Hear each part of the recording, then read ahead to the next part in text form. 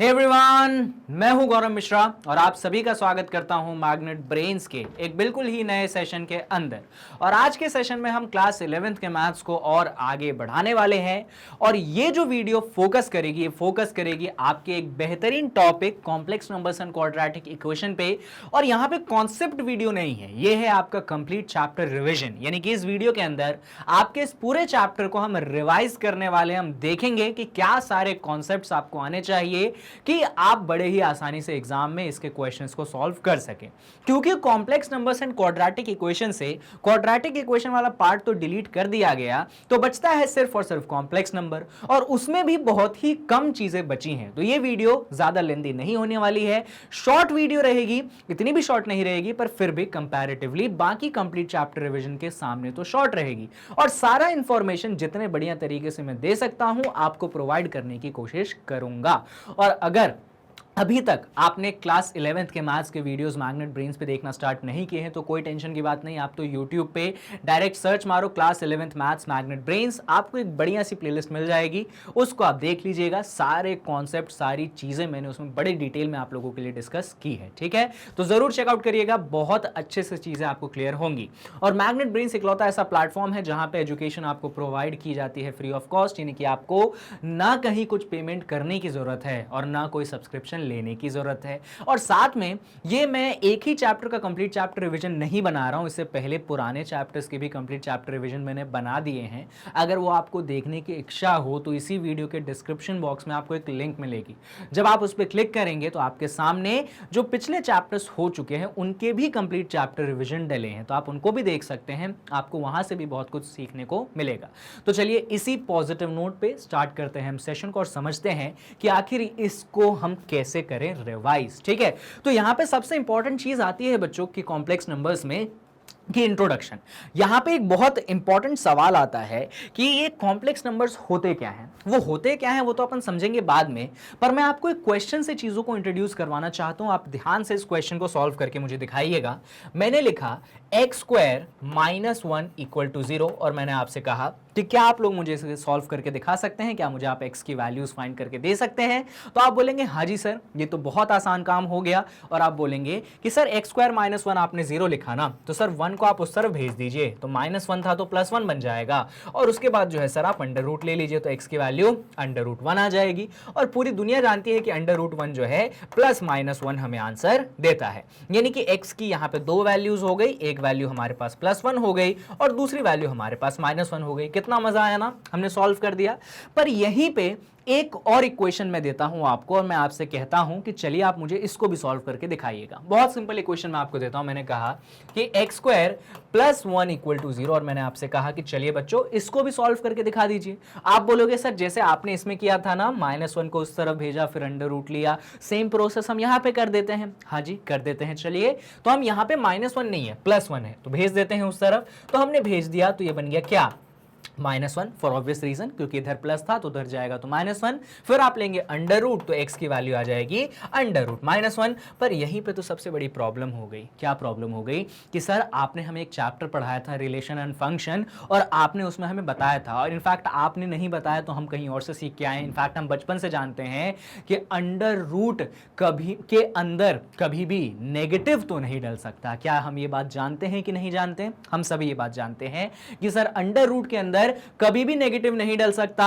वो डोमेन के बाहर होता है। जो स्क्वायर रूट फंक्शन होता है ना, जो अंडर रूट वाला फंक्शन होता है ना, उसके अंदर कभी भी -1 डल ही नहीं सकता। तो सर आपने ये कैसे डाल दिया, अब इसका तो कोई सोल्यूशन ही नहीं है। बिल्कुल सही कहा आपने, इस चीज का कोई सोल्यूशन नहीं है। तो सर हम इस चीज को क्या बोले, तो यहीं पे मैथमेटिशियंस ने एक नया टर्म कॉइन किया और उन्होंने बोला कि इस चीज को बोला जाता है इमेजिनरी क्वांटिटी। क्या बोला जाता है इस चीज को बच्चों? इस चीज को बोला जाता है इमेजिनरी क्वांटिटी। इस चीज का कोई भी अस्तित्व नहीं है। अस्तित्व नहीं है मतलब कहीं पे भी एग्जिस्ट नहीं करता है, बस ये इमेजिनेशन में है। जैसे आपके रिजल्ट जो आप सोचते हैं वो इमेजिनेशन में ही रह जाते हैं, वो कभी आपको रिपोर्ट कार्ड में नहीं दिखते हैं, just for joke, take it lightly only. वैसे ही ये जो चीज आई है ये इमेजिनरी है, इसका कोई रियल में एग्जिस्टेंस नहीं है, इसीलिए इस चीज को क्या बोला जाता है, इमेजिनरी क्वांटिटी बोला जाता है।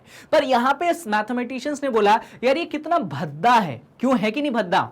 √-1 कितना गंदा लिखेगा मैथ्स में, हम इसको अलग अलग जगह लिखेंगे, इसको कुछ नाम दो, इसको कुछ सिंबल दो। तो उन्होंने बोला कि ठीक है सर, आप इसको बुला दीजिए आयोटा। आप इसको क्या बुला दीजिए? आयोटा। और इसका नाम पड़ गया, क्या नाम पड़ गया इसका? आयोटा। सर आप हर जगह आयोटा आयोटा इतना बड़ा लिखेंगे क्या? नहीं। तो उन्होंने बोला आयोटा किससे शुरू होता है? सर जी आई से शुरू होता है।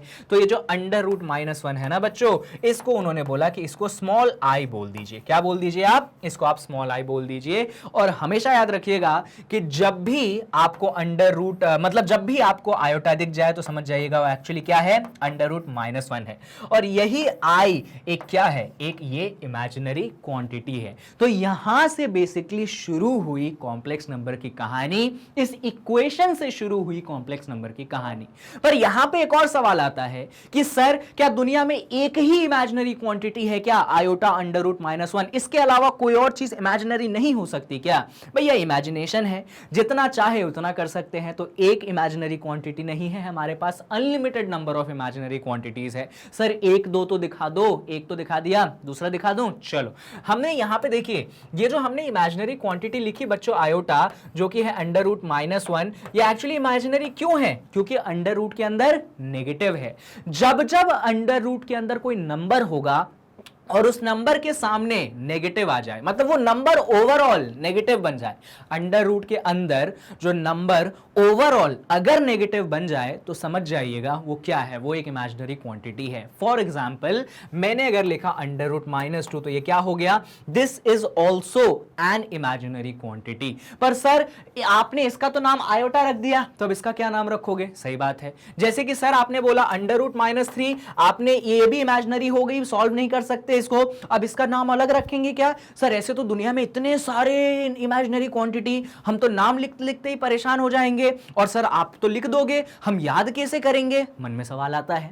पर मैथमेटिशियन ने यहां बोला कि यार तू टेंशन मत ले, हम तेरे लिए काम आसान करेंगे। सर कैसे आसान करोगे? सिखा देता हूं, देखिएगा कैसे आसान करेंगे।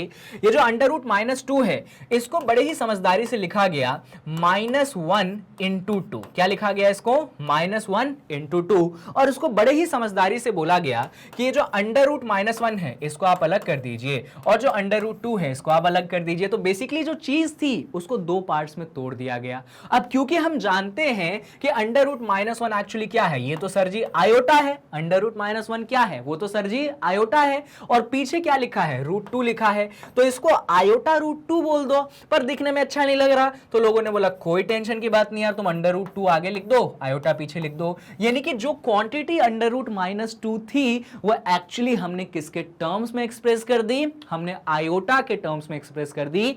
ये सबसे इंपॉर्टेंट चीज है आयोटा की।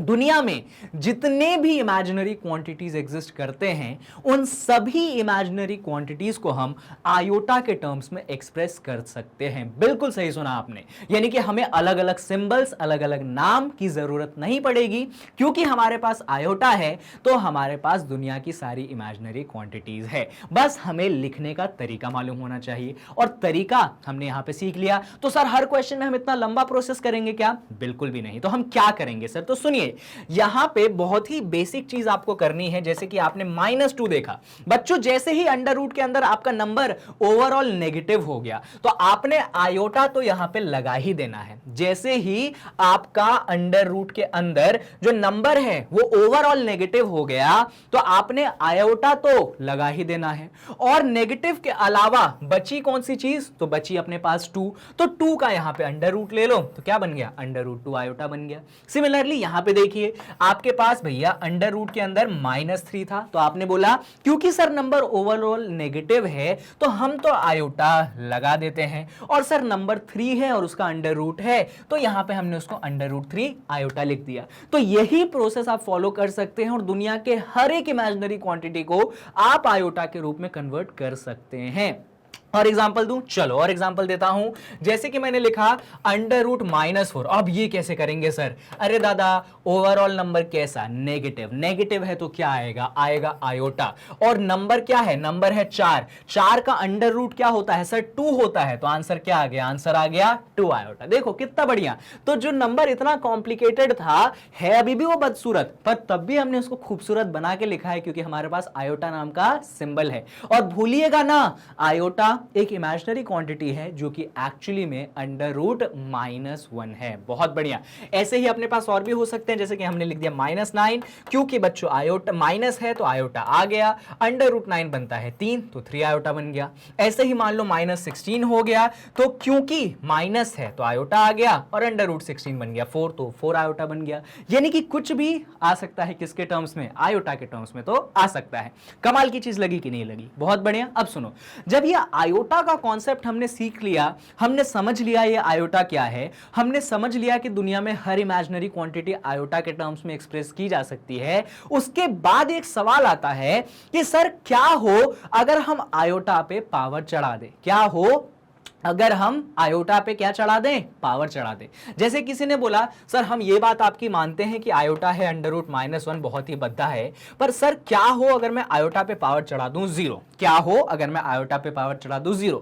तो बच्चों एक बेसिक लॉ होता है एक्सपोनेंट का कि जब भी किसी नंबर पे 0 पावर चढ़ती है, आंसर हमेशा कितना मिलता है? आंसर हमेशा 1 मिलता है। ये चीज तो आप बचपन से सीखते आए हो ना, कि जब भी कोई भी बेस हो, कुछ भी बेस हो, अगर पावर 0 चढ़ी है तो आंसर कितना होगा? 1 होगा। तो अगर आयोटा पे पावर चढ़ा 0 तो आंसर कितना होगा? आंसर तो 1 होगा। पर हमारा मन नहीं भरा, हमने बोला ना जी ना, आयोटा पे आप पावर चढ़ा दीजिए 1। तो हम ये भी जानते हैं अगर बेस पे आप पावर 1 चढ़ाते हैं तो आंसर में कोई फेरबदल नहीं होगा। आयोटा पे 1 चढ़ाने पे आपको एज इट इज आंसर कितना मिल जाएगा? आयोटा मिल जाएगा। कितने आसानी से हमने इन दोनों को कर लिया। पर यहां पे आएगा एक ट्विस्ट। क्या ट्विस्ट आएगा? वो बोलेंगे आयोटा पे सर हमने पावर चढ़ा दिया 2। कितना पावर चढ़ा दिया हमने आयोटा पे?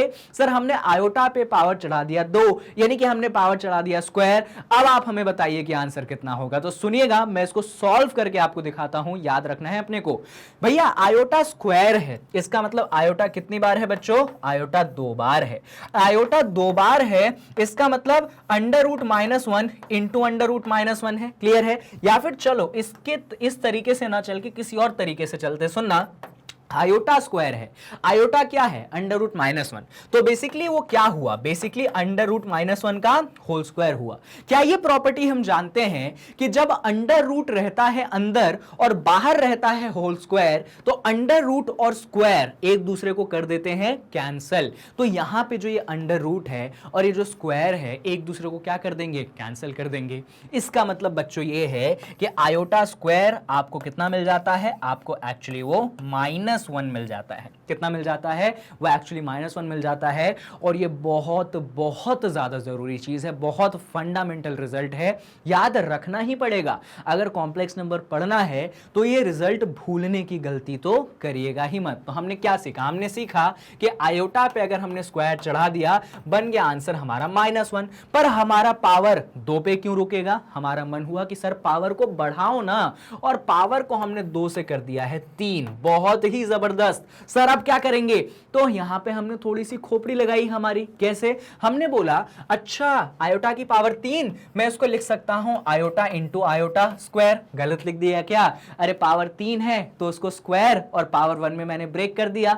और हम जानते हैं कि ये जो आयोटा स्क्वायर है इसकी वैल्यू तो हम जानते हैं, तो यहां पे रख देते हैं, यानी आयोटा क्यूब आ जाएगा। यहां पे आयोटा रहेगा, पर इस आयोटा स्क्वायर की जगह यहां पे बन चुका है -1। जब हम आयोटा से मल्टीप्लाई करेंगे -1 तो आयोटा क्यूब बन जाएगा माइनस आयोटा। और ये बड़ी इंपॉर्टेंट चीज है कि आयोटा क्यूब क्या बनता है? वो एक्चुअली में माइनस आयोटा बनता है। क्लियर है बात? पर हमारा मन नहीं माना। क्यों?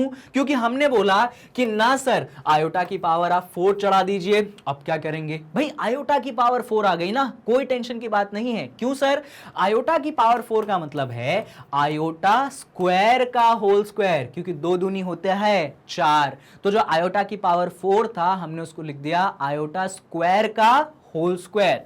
अब आयोटा स्क्वायर तो हम जानते हैं कितना होता है? -1 होता है। और -1 का होल स्क्वायर करके हमें कितना मिलेगा बच्चों? हमें मिलेगा +1। तो लीजिए हमने आयोटा की पावर 4 भी निकाल दी। यानी कि हमें जो जो आयोटा की पावर चाहिए थी हमने निकाली। पावर 0 होता है 1, पावर 1 होता है आयोटा, स्क्वायर होता है -1, क्यूब होता है माइनस आयोटा, और पावर 4 होता है 1। लेकिन मन तो नहीं भरा, क्योंकि अब बच्चा बोलेगा कि क्या हो सर जब पावर 4 से बड़ी आ जाए, पावर 5 5 आ जाए, 6 आ जाए, 7 आ जाए, 8 आ जाए, तब क्या करें? तो तब क्या करें वो थोड़ी देर बाद सोचते हैं। अभी तक क्या करा, पहले उसको लिख लेते हैं, है ना? तो चलो उन सारी चीजों को लिखते हैं। हमने सबसे पहले देखा कि आयोटा की पावर 0 बनेगा 1, फिर आयोटा की पावर 1 बनेगा आयोटा, आयोटा की पावर स्क्वायर बनेगा -1, आयोटा की पावर क्यूब बनेगा माइनस आयोटा, और आयोटा की पावर 4 बनेगा +1। ये बहुत ज्यादा इंपॉर्टेंट रिजल्ट है, ये अपने को रटना पड़ेगा। देखो बच्चों, पहला तो और दूसरा तो रटने की जरूरत है नहीं, आखिरी के 3 तो रट ही लो। बिल्कुल भी मत सोचो कि तुम मतलब बिना याद किए, बिना रटे इस चैप्टर में आगे बढ़ पाओगे, ऐसा बिल्कुल मत सोचना आप लोग, ठीक है? कर लो याद यहां पे। और अब हमारे मन में जो सवाल था कि पावर अगर 4 के ऊपर आ जाए तब क्या करें, तो सुनिए। मान लीजिए पावर 4 के ऊपर आ गई, जैसे कि मान लीजिए पावर आ गई 5, फिर क्या करें? सुनिए, यहां पे एक प्रोसेस होता है। क्या प्रोसेस होता है सर? प्रोसेस ये होता है, देखो 4 तक पावर आए, फिर तो अपने को याद रखना है 4 से ऊपर पावर आए तो जो नंबर ऊपर लिखा रहेगा, जो नंबर ऊपर लिखा रहेगा पावर में, अच्छा यहां पे मैं सिर्फ पॉजिटिव पावर के लिए डील कर रहा हूं, मैं सिर्फ पॉजिटिव पावर या पॉजिटिव एक्सपोनेंट के लिए बातें कर रहा हूं, मैं अभी नेगेटिव एक्सपोनेंट के लिए बातें नहीं कर रहा हूं, उसकी बातें मैं बाद में करूंगा। यहां पे जितना डिस्कशन मैं कर रहा हूं, ये डिस्कशन सिर्फ और सिर्फ तब के लिए कर रहा हूं जब एक्सपोनेंट होना चाहिए क्या? पॉजिटिव। नेगेटिव के लिए क्या बातें हैं वो अपन बाद में करते हैं। बात क्लियर है? ठीक है, चलो तो अभी पावर आ गया 5। मैंने क्या बोला? आप ऊपर वाले पावर पे फोकस करिए। क्या है? पावर 5 है। जो भी पावर ऊपर है, जो भी पावर ऊपर है, आप उसको हमेशा 4 से डिवाइड करेंगे। क्या बोला मैंने? जो भी पावर ऊपर है आप उसको हमेशा 4 से डिवाइड करेंगे। अगर ऊपर पावर 5 आ जाए, ऊपर पावर 10 आ जाए, या ऊपर पावर 10,000 आ जाए, या ऊपर पावर 2 लाख आ जाए, आप डिवाइड करेंगे कि उस पावर को कितने से? आप उस पावर को डिवाइड करेंगे 4 से, और 4 से डिवाइड करने के बाद आप निकालेंगे रिमाइंडर। वो रिमाइंडर सबसे जरूरी चीज है। तो चलिए डिवाइड करते हैं। तो 4 1 आपने बोला 4, 5 में से 4 गया तो बचता है 1, यानी कि रिमाइंडर कितना आ चुका है? रिमाइंडर आ चुका है 1। कितना आ चुका है रिमाइंडर? रिमाइंडर आ चुका है 1। अब बच्चों ऊपर 5 नहीं लिखेंगे, ऊपर 5 नहीं लिखेंगे तो सर क्या लिखेंगे? जो रिमाइंडर बचता है हम वो लिखेंगे। कितना बचा रिमाइंडर? 1 बचा। तो आयोटा की पावर 5 लिखने की जरूरत नहीं है, आयोटा की पावर 1 लिखना है। और क्या आयोटा की पावर 1 हम जानते हैं? जी हां हम जानते हैं, यानी कि आंसर आ चुका है आयोटा। ये तरीका है कि जब भी ऊपर पावर 4 से बड़ी आए ना, आप तो उसको करो डिवाइड। आप तो क्या करो? उसको डिवाइड करो, आपके पास रिमाइंडर आएगा। और मालूम है रिमाइंडर क्या आएगा? या तो 0 आएगा, या तो 1 आएगा, या तो 2 आएगा, या तो 3 आएगा। रिमाइंडर 0 1 2 3 इन्हीं में से आएगा। और आपको तो आयोटा पे और रिमाइंडर लिखना है, और उनकी वैल्यू तो मैंने आपको ऑलरेडी रटवा दी है। हो गई बात खत्म, ध्यान रहेगी बात। एग्जाम्पल, जैसे आयोटा की पावर आ गया 23। अरे बाप रे, इतना बड़ा पावर कैसे करेंगे सॉल्व? क्या तरीका सिखाया मैंने? पावर पे फोकस करिए, उस पावर को आप 4 से डिवाइड करिए। तो आपने बोला सर 4 5 होता है 20, सॉल्व करोगे तो बचेगा 3, यानी कि रिमाइंडर आ चुका है कितना? 3। रिमाइंडर कितना आ चुका है? 3, यानी कि ऊपर पावर 23 नहीं, ऊपर पावर सिर्फ और सिर्फ 3 आएगा। और क्या हम आयोटा क्यूब जानते हैं? यस हम आयोटा क्यूब जानते हैं। तो आंसर कितना बन गया? माइनस आयोटा बन गया। यहां पे एक और खास रिजल्ट है जो आपको ध्यान रखने की जरूरत है, और वो रिजल्ट ये है कि जब भी आयोटा के ऊपर मल्टीपल ऑफ 4 आ जाए, सुनिएगा, जब भी आयोटा के ऊपर पावर में मल्टीपल ऑफ 4 आ जाए तो आंसर हमेशा और हमेशा आप 1 लिखिएगा। फॉर एग्जांपल, अगर आयोटा पे आ गया 16, ये 16 क्या है? 4 का मल्टीपल है, आंसर कितना आएगा? 1 आएगा। अगर ऊपर आ गया आयोटा पे 24, 24 क्या है? 4 का मल्टीपल है, आंसर कितना आएगा? 1 आएगा। मान लो आयोटा के ऊपर आ गया पावर 44, 44, 44 क्या है? 4 का मल्टीपल है, यानी कि क्या आएगा? 1 आएगा। तो ये सारी बातें अगर अपन दिमाग में ध्यान रखेंगे तो आयोटा का पावर का कोई भी क्वेश्चन आएगा हमसे बनेगा।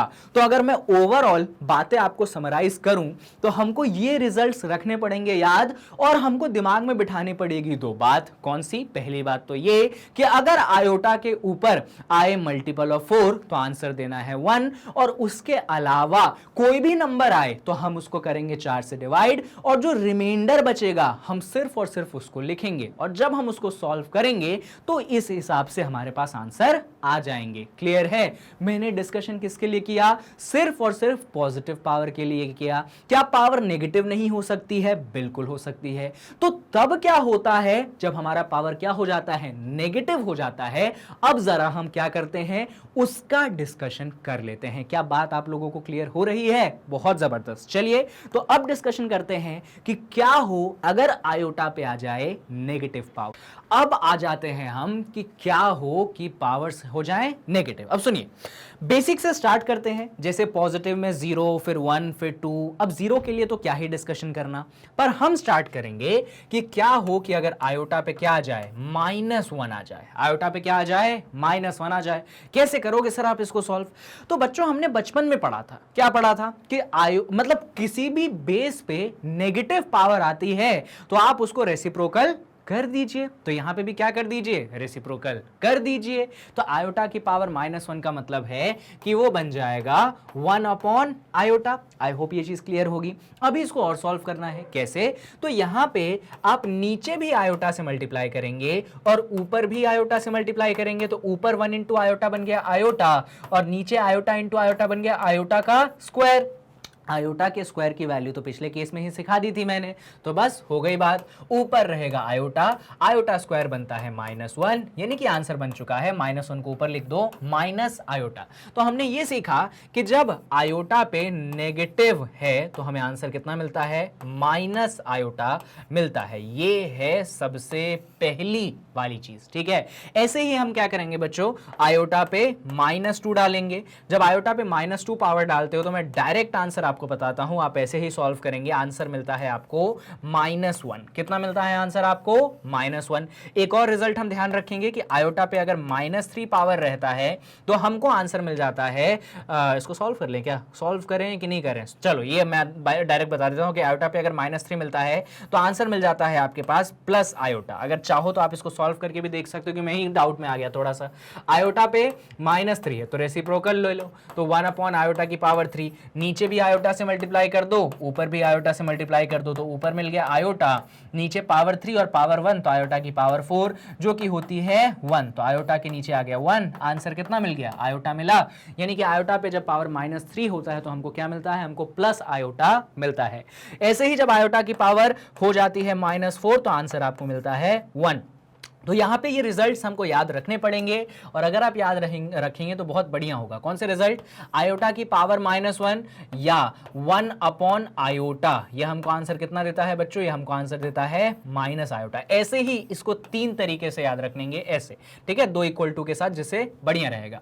आयोटा की पावर -2 यह हमको देता है 1 अपॉन आयोटा स्क्वायर, जो कि हमें आंसर कितना देता है? जो कि आंसर हमें देता है -1। इसको भी हम ऐसे ही ध्यान रखेंगे, अलग तरीके से मत याद रखिएगा, जैसे बोल रहा हूं वैसे याद रखिए, फायदे में रहेंगे। और सिमिलरली अगर आयोटा पे पावर है -3 तो वो होता है 1 अपॉन आयोटा क्यूब, और जो कि हमें आंसर देता है प्लस आयोटा। इसको भी हम ऐसे ही एज इट इज याद रख लेंगे। और लास्ट में अगर आयोटा की पावर हो -4 तो वो बनता है 1 अपॉन आयोटा की पावर ऑफ +4। आंसर हमें कितना मिलता है? +1 मिलता है। इसको भी हम क्या रखेंगे? ध्यान रखेंगे। ये 4 रिजल्ट तो हमें ध्यान रखने हैं। पर बच्चों यहाँ पे आयोटा पे पावर जो भी नेगेटिव पावर्स मैंने डाले, -1, -2, -3, -4, कितने छोटे पावर है ना। क्या हो अगर पावर बड़ा हो जाए? फॉर एग्जांपल, पहला बात तो ये, इसमें सबसे पहला केस आता है कि अगर आयोटा पे नेगेटिव हो और मल्टीपल ऑफ 4 हो। ये रिजल्ट तो रट ही लो, नेगेटिव हो और मल्टीपल ऑफ 4 हो। जैसे लास्ट केस में था ना कि आयोटा पे पॉजिटिव हो और मल्टीपल ऑफ 4 हो, आंसर कितना बनता था? 1 बनता था ना।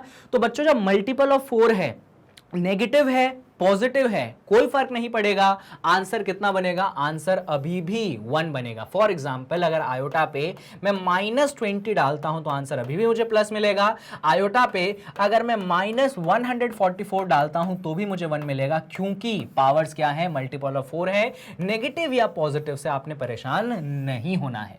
पर हां सर, तब क्या करेंगे जब आयोटा पे ऐसा कोई पावर आ जाए जैसे कि -23 आ जाए? अब तो हमें नहीं मालूम, हमें मालूम है। पहले रेसिप्रोकल करेंगे, बेसिक स्टेप 1 अपॉन आयोटा की पावर 23, बेसिक स्टेप क्लियर है। और फिर क्या करेंगे, सुनो, ये जो नीचे पावर आया 23, इसको किससे डिवाइड करेंगे, 4 से। रिमाइंडर कितना बचेगा, 3। मैंने क्या सिखाया था, बड़ा पावर नहीं लिखने का, जो रिमाइंडर बचता है वो लिखने का, ठीक है। मनी मन मैंने डिवाइड कर दिया, रिमाइंडर 3 आया, तो 1 अपॉन आयोटा क्यूब आया। अरे सर, 1 अपॉन आयोटा क्यूब का रिजल्ट तो आपने हमें याद करने को बोला है, कितना है, आयोटा है, तो आंसर कितना आ गया, आंसर आयोटा आ गया। इसीलिए मैं कहता हूं कि इन रिजल्ट्स को ध्यान रख लीजिए। अगर मल्टीपल ऑफ 4 आ जाए नेगेटिव के साथ तो आंसर 1। और जैसे देखिए, मान लीजिए आयोटा की पावर आ चुका है -33। अब देखिए क्या करेगा साधारण इंसान, उसको रेसिप्रोकल करेगा, फिर पावर क्या है 33, यानी कि उसको किससे डिवाइड करेगा, वो 4 से डिवाइड करेगा। जब आप 33 को 4 से डिवाइड करते हैं बच्चों तो रिमाइंडर बचता है 1, तो 1 अपॉन आयोटा की पावर 1, आयोटा की पावर 1 क्या ही लिखना, तो 1 अपॉन आयोटा, अरे ये रहा रिजल्ट माइनस आयोटा, आंसर कितना आ गया, माइनस आयोटा आ गया। तो जो क्वेश्चन एक्चुअली दिखने में बहुत कॉम्प्लिकेटेड था, मेरे तरीके से आप सीखेंगे और चीजें अप्लाई करेंगे तो आंसर बहुत ही आसान तरीके से आ जाता है। यहां पे बच्चों डिस्कशन खत्म होता है कि इमेजिनरी क्वांटिटीज क्या है। जी हां, अभी तक मैंने आपको सिर्फ यही बताया है कि व्हाट आर इमेजिनरी क्वांटिटीज, और इमेजिनरी क्वांटिटीज पे जब पावर चढ़ा दी जाती है तो एक्चुअली क्या होता है, बस इतना ही सिखाया मैंने। पॉजिटिव पावर के लिए सिखाया और नेगेटिव पावर के लिए सिखाया, पर यहां पे इस पर्टिकुलर टॉपिक से आपके एग्जाम में सबसे ज्यादा क्वेश्चंस आएंगे। अब बात आती है कि सर हमारे चैप्टर का नाम तो कॉम्प्लेक्स नंबर था, आपने हमें आयोटा सिखा दिया, अब ये सर कॉम्प्लेक्स नंबर क्या होता है? तो चलिए कॉम्प्लेक्स नंबर्स को हम जरा इंट्रोड्यूस करते हैं। तो बच्चों अगर मैं कॉम्प्लेक्स नंबर्स को आपको समझाऊं, किसको समझाऊं, अगर मैं आपको कॉम्प्लेक्स नंबर्स समझाऊं तो कॉम्प्लेक्स नंबर्स बच्चों कुछ ऐसी चीज है जिसमें 2 हिस्से होते हैं, जिसमें 2 हिस्से होते हैं।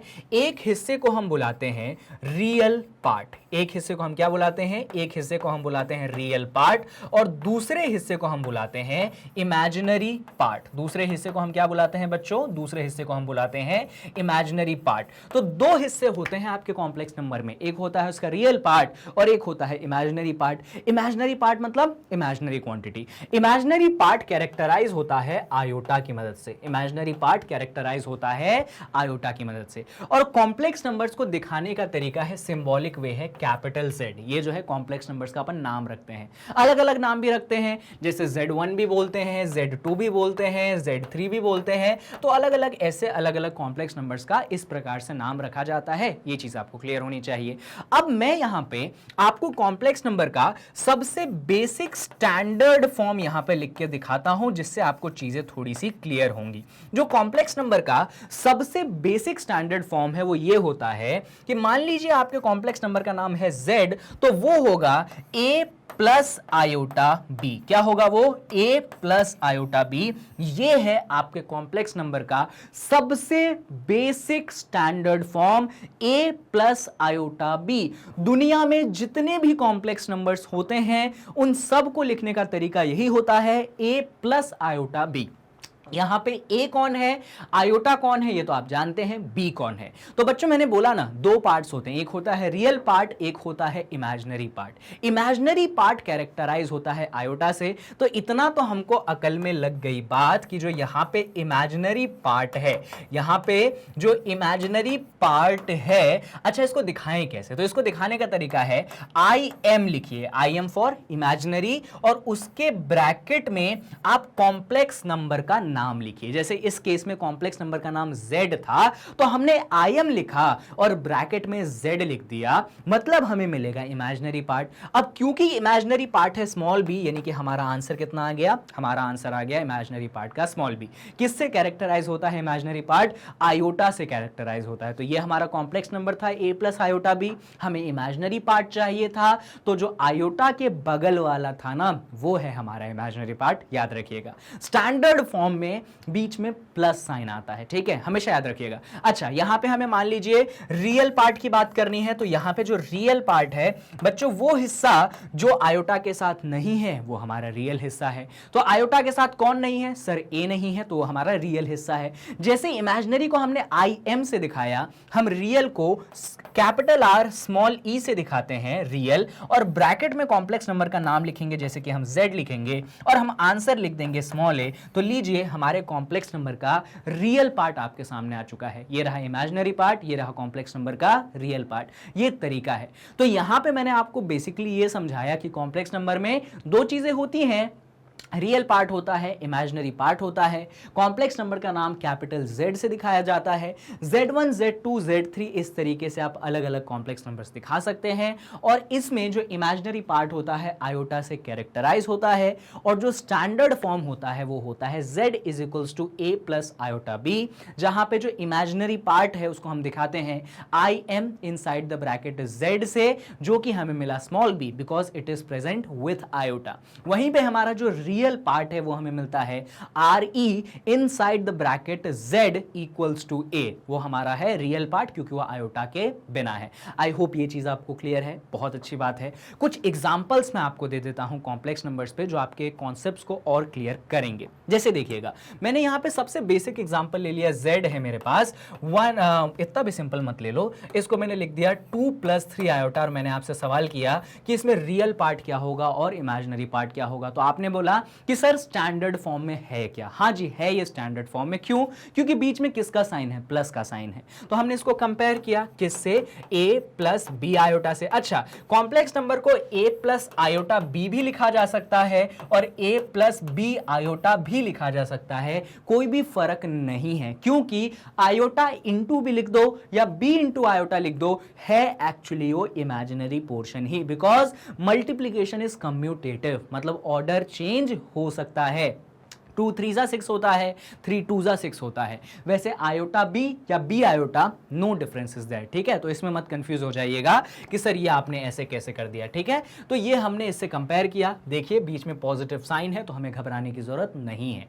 जब आप कंपेयर करोगे तो स्मॉल a की वैल्यू मिल चुकी है 2, स्मॉल b की वैल्यू मिल चुकी है 3, यानी कि आपके कॉम्प्लेक्स नंबर का जो रियल पार्ट है वो आ चुका है 2, और आपके कॉम्प्लेक्स नंबर का जो इमेजिनरी पार्ट है वो आ चुका है कितना? आपके पास 3। लीजिए, इतना बढ़िया तरीके से आपने रियल और इमेजिनरी पार्ट को सेपरेट कर लिया। क्लियर है बातें? बहुत अच्छी बात है।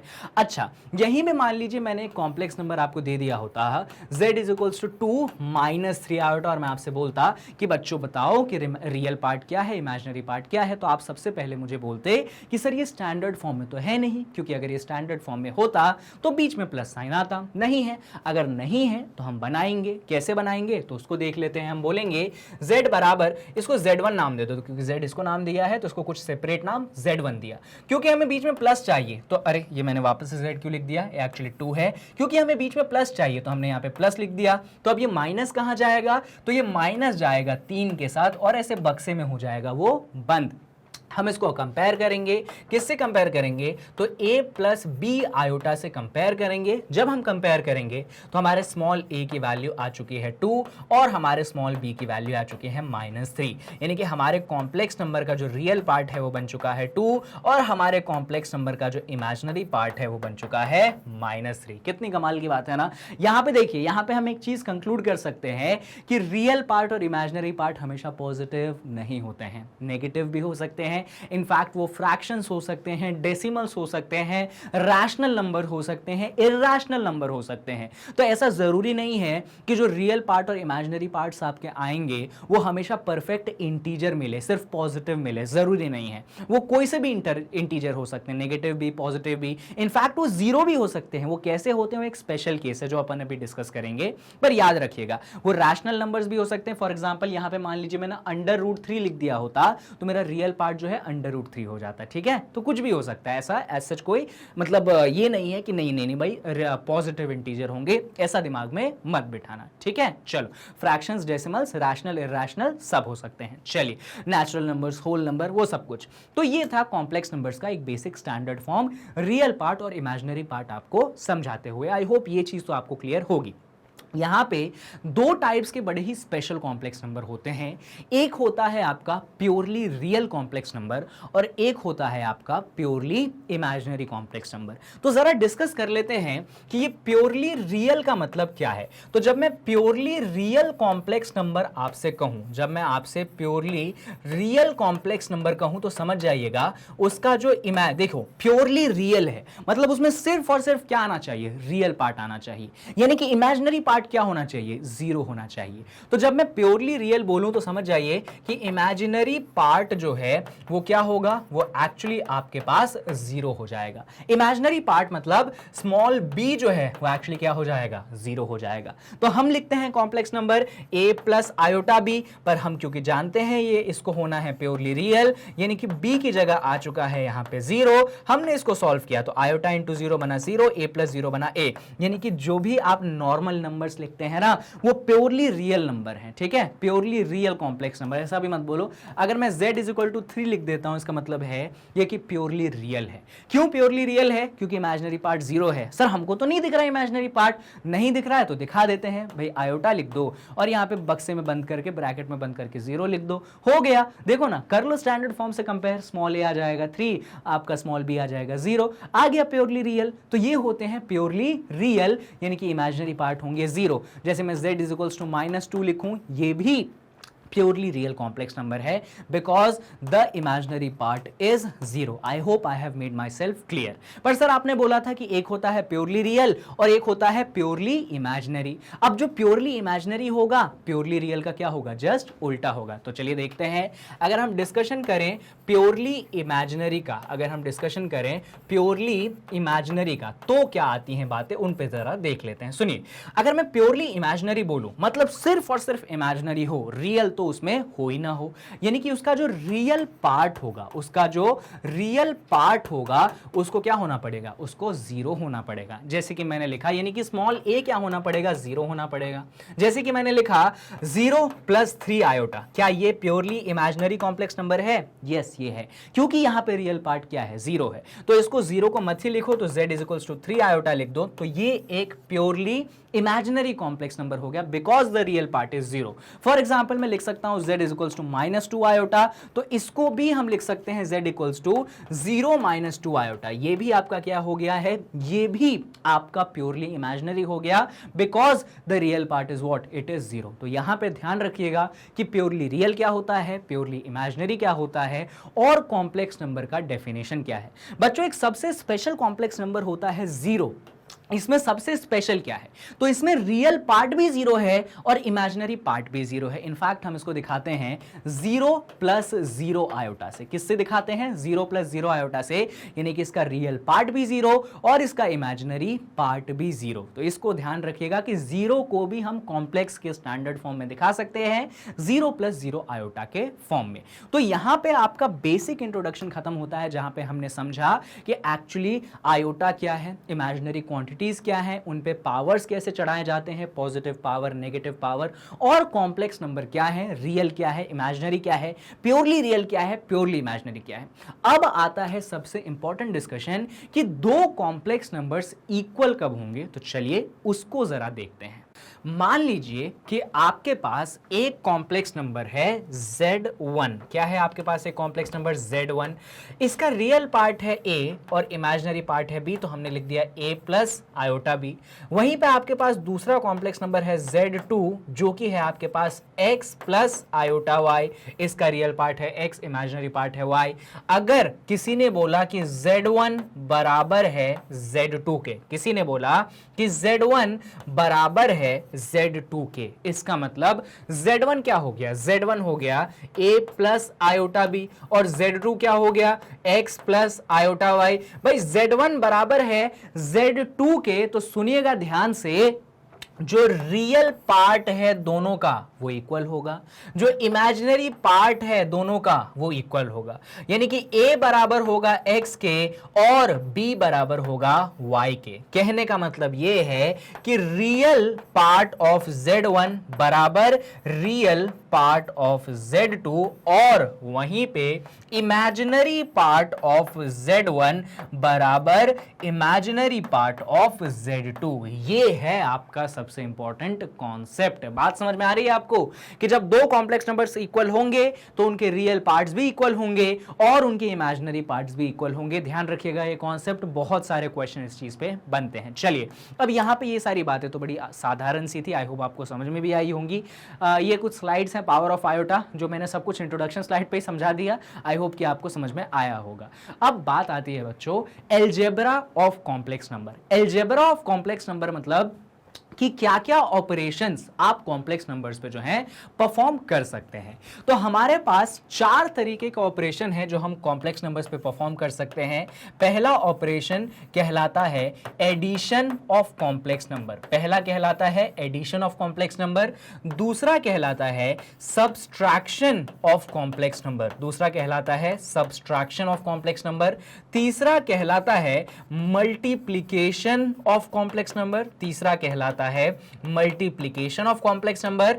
चौथा कहलाता है आपके पास एडिशन हो गया, सब्सट्रैक्शन हो गया, मल्टीप्लिकेशन हो गया, तो चौथा बचता है आपके पास डिवीजन ऑफ कॉम्प्लेक्स नंबर।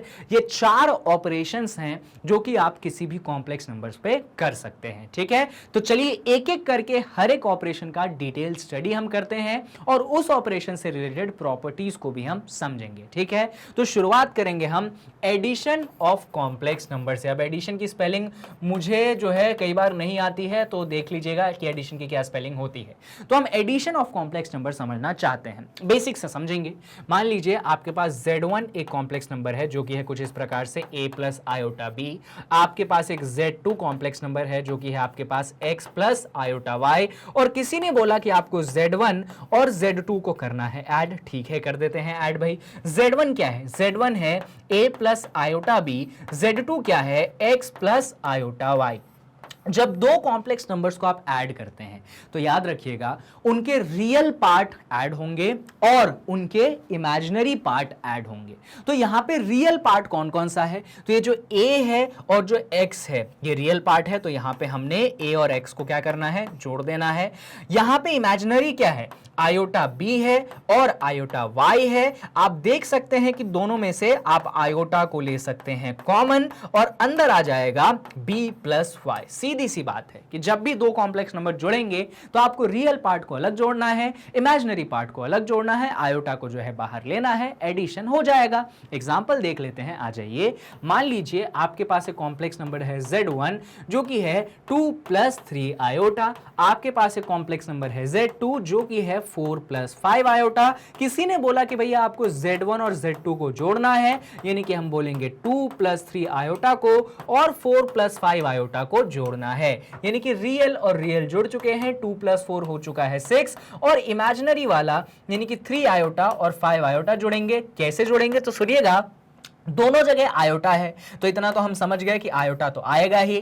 3 और 5 मिलके कितने बन गए? 8 मिल गए, तो ये मिल गया 6 प्लस 8 आयोटा।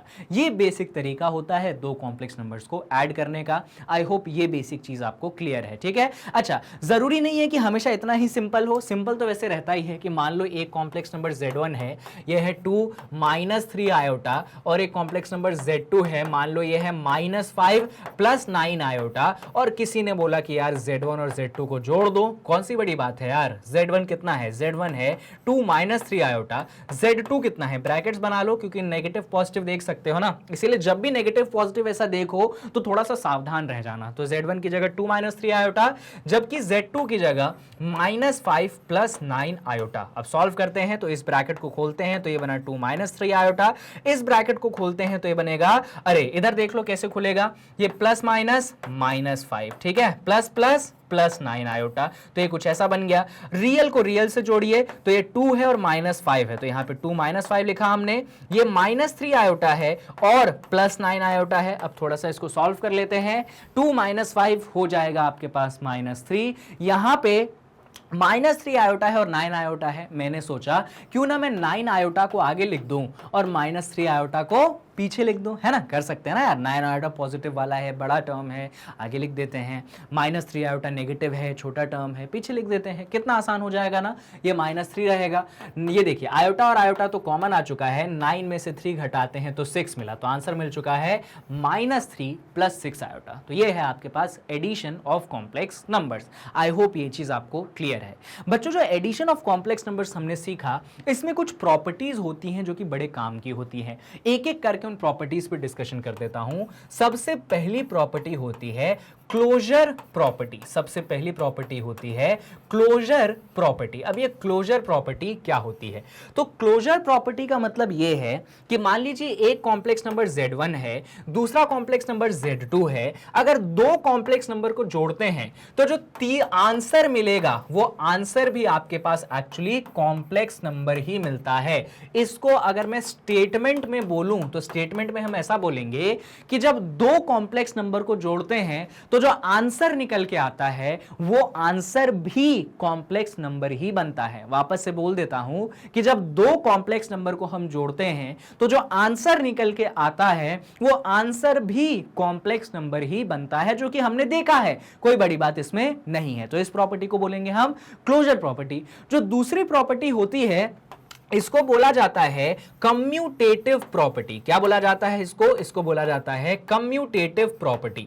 कम्यूटेटिव प्रॉपर्टी के अनुसार आप Z1 में Z2 को जोड़ें या Z2 में Z1 को जोड़ें, आंसर क्या आएगा? सेम आएगा। आंसर में कोई भी फर्क नहीं होगा। यानी कि अगर आप ऑर्डर चेंज कर देते हैं एडिशन में तो आंसर में फर्क पड़ेगा क्या? नहीं पड़ेगा। ठीक है, तो Z1 में Z2 को जोड़े सेम आंसर आएगा, Z2 में Z1 को जोड़े सेम आंसर आएगा। इस चीज को क्या बुलाते हैं हम? इस चीज को बुलाते हैं कम्यूटेटिव प्रॉपर्टी।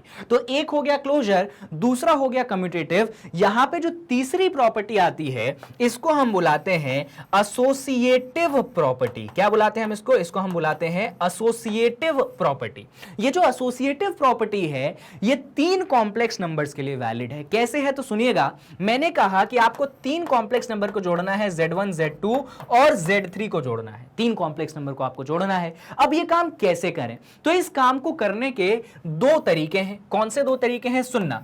पहले तरीके के अनुसार मैं क्या करूंगा, पहले Z1 और Z2 को जोड़ूंगा, पहले Z1 और Z2 को जोड़ूंगा और जो बच गया आंसर आएगा उसको मैं Z3 में जोड़ दूंगा। या तो दूसरा तरीका अपना लेते हैं, पहले हम किसको जोड़ देते हैं? Z2 और Z3 को। तो पहले हम यहां पे Z2 और Z3 को जोड़ लेंगे और जो आंसर आएगा उसको हम किस में जोड़ देंगे? Z1 में जोड़ देंगे। आंसर दोनों ही केस में सेम आएगा, अलग आएगा क्या? नहीं। ठीक है, तो ये आंसर हो या ए आंसर हो, आंसर सेम रहता है।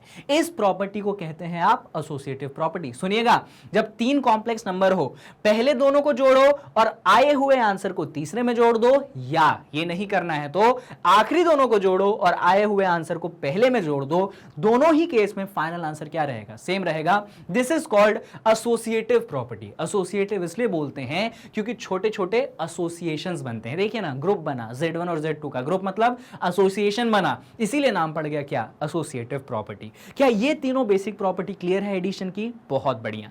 जब ये तीनों बेसिक प्रॉपर्टी आपको क्लियर है, अब आती है 2 बड़ी ही कमाल की प्रॉपर्टी।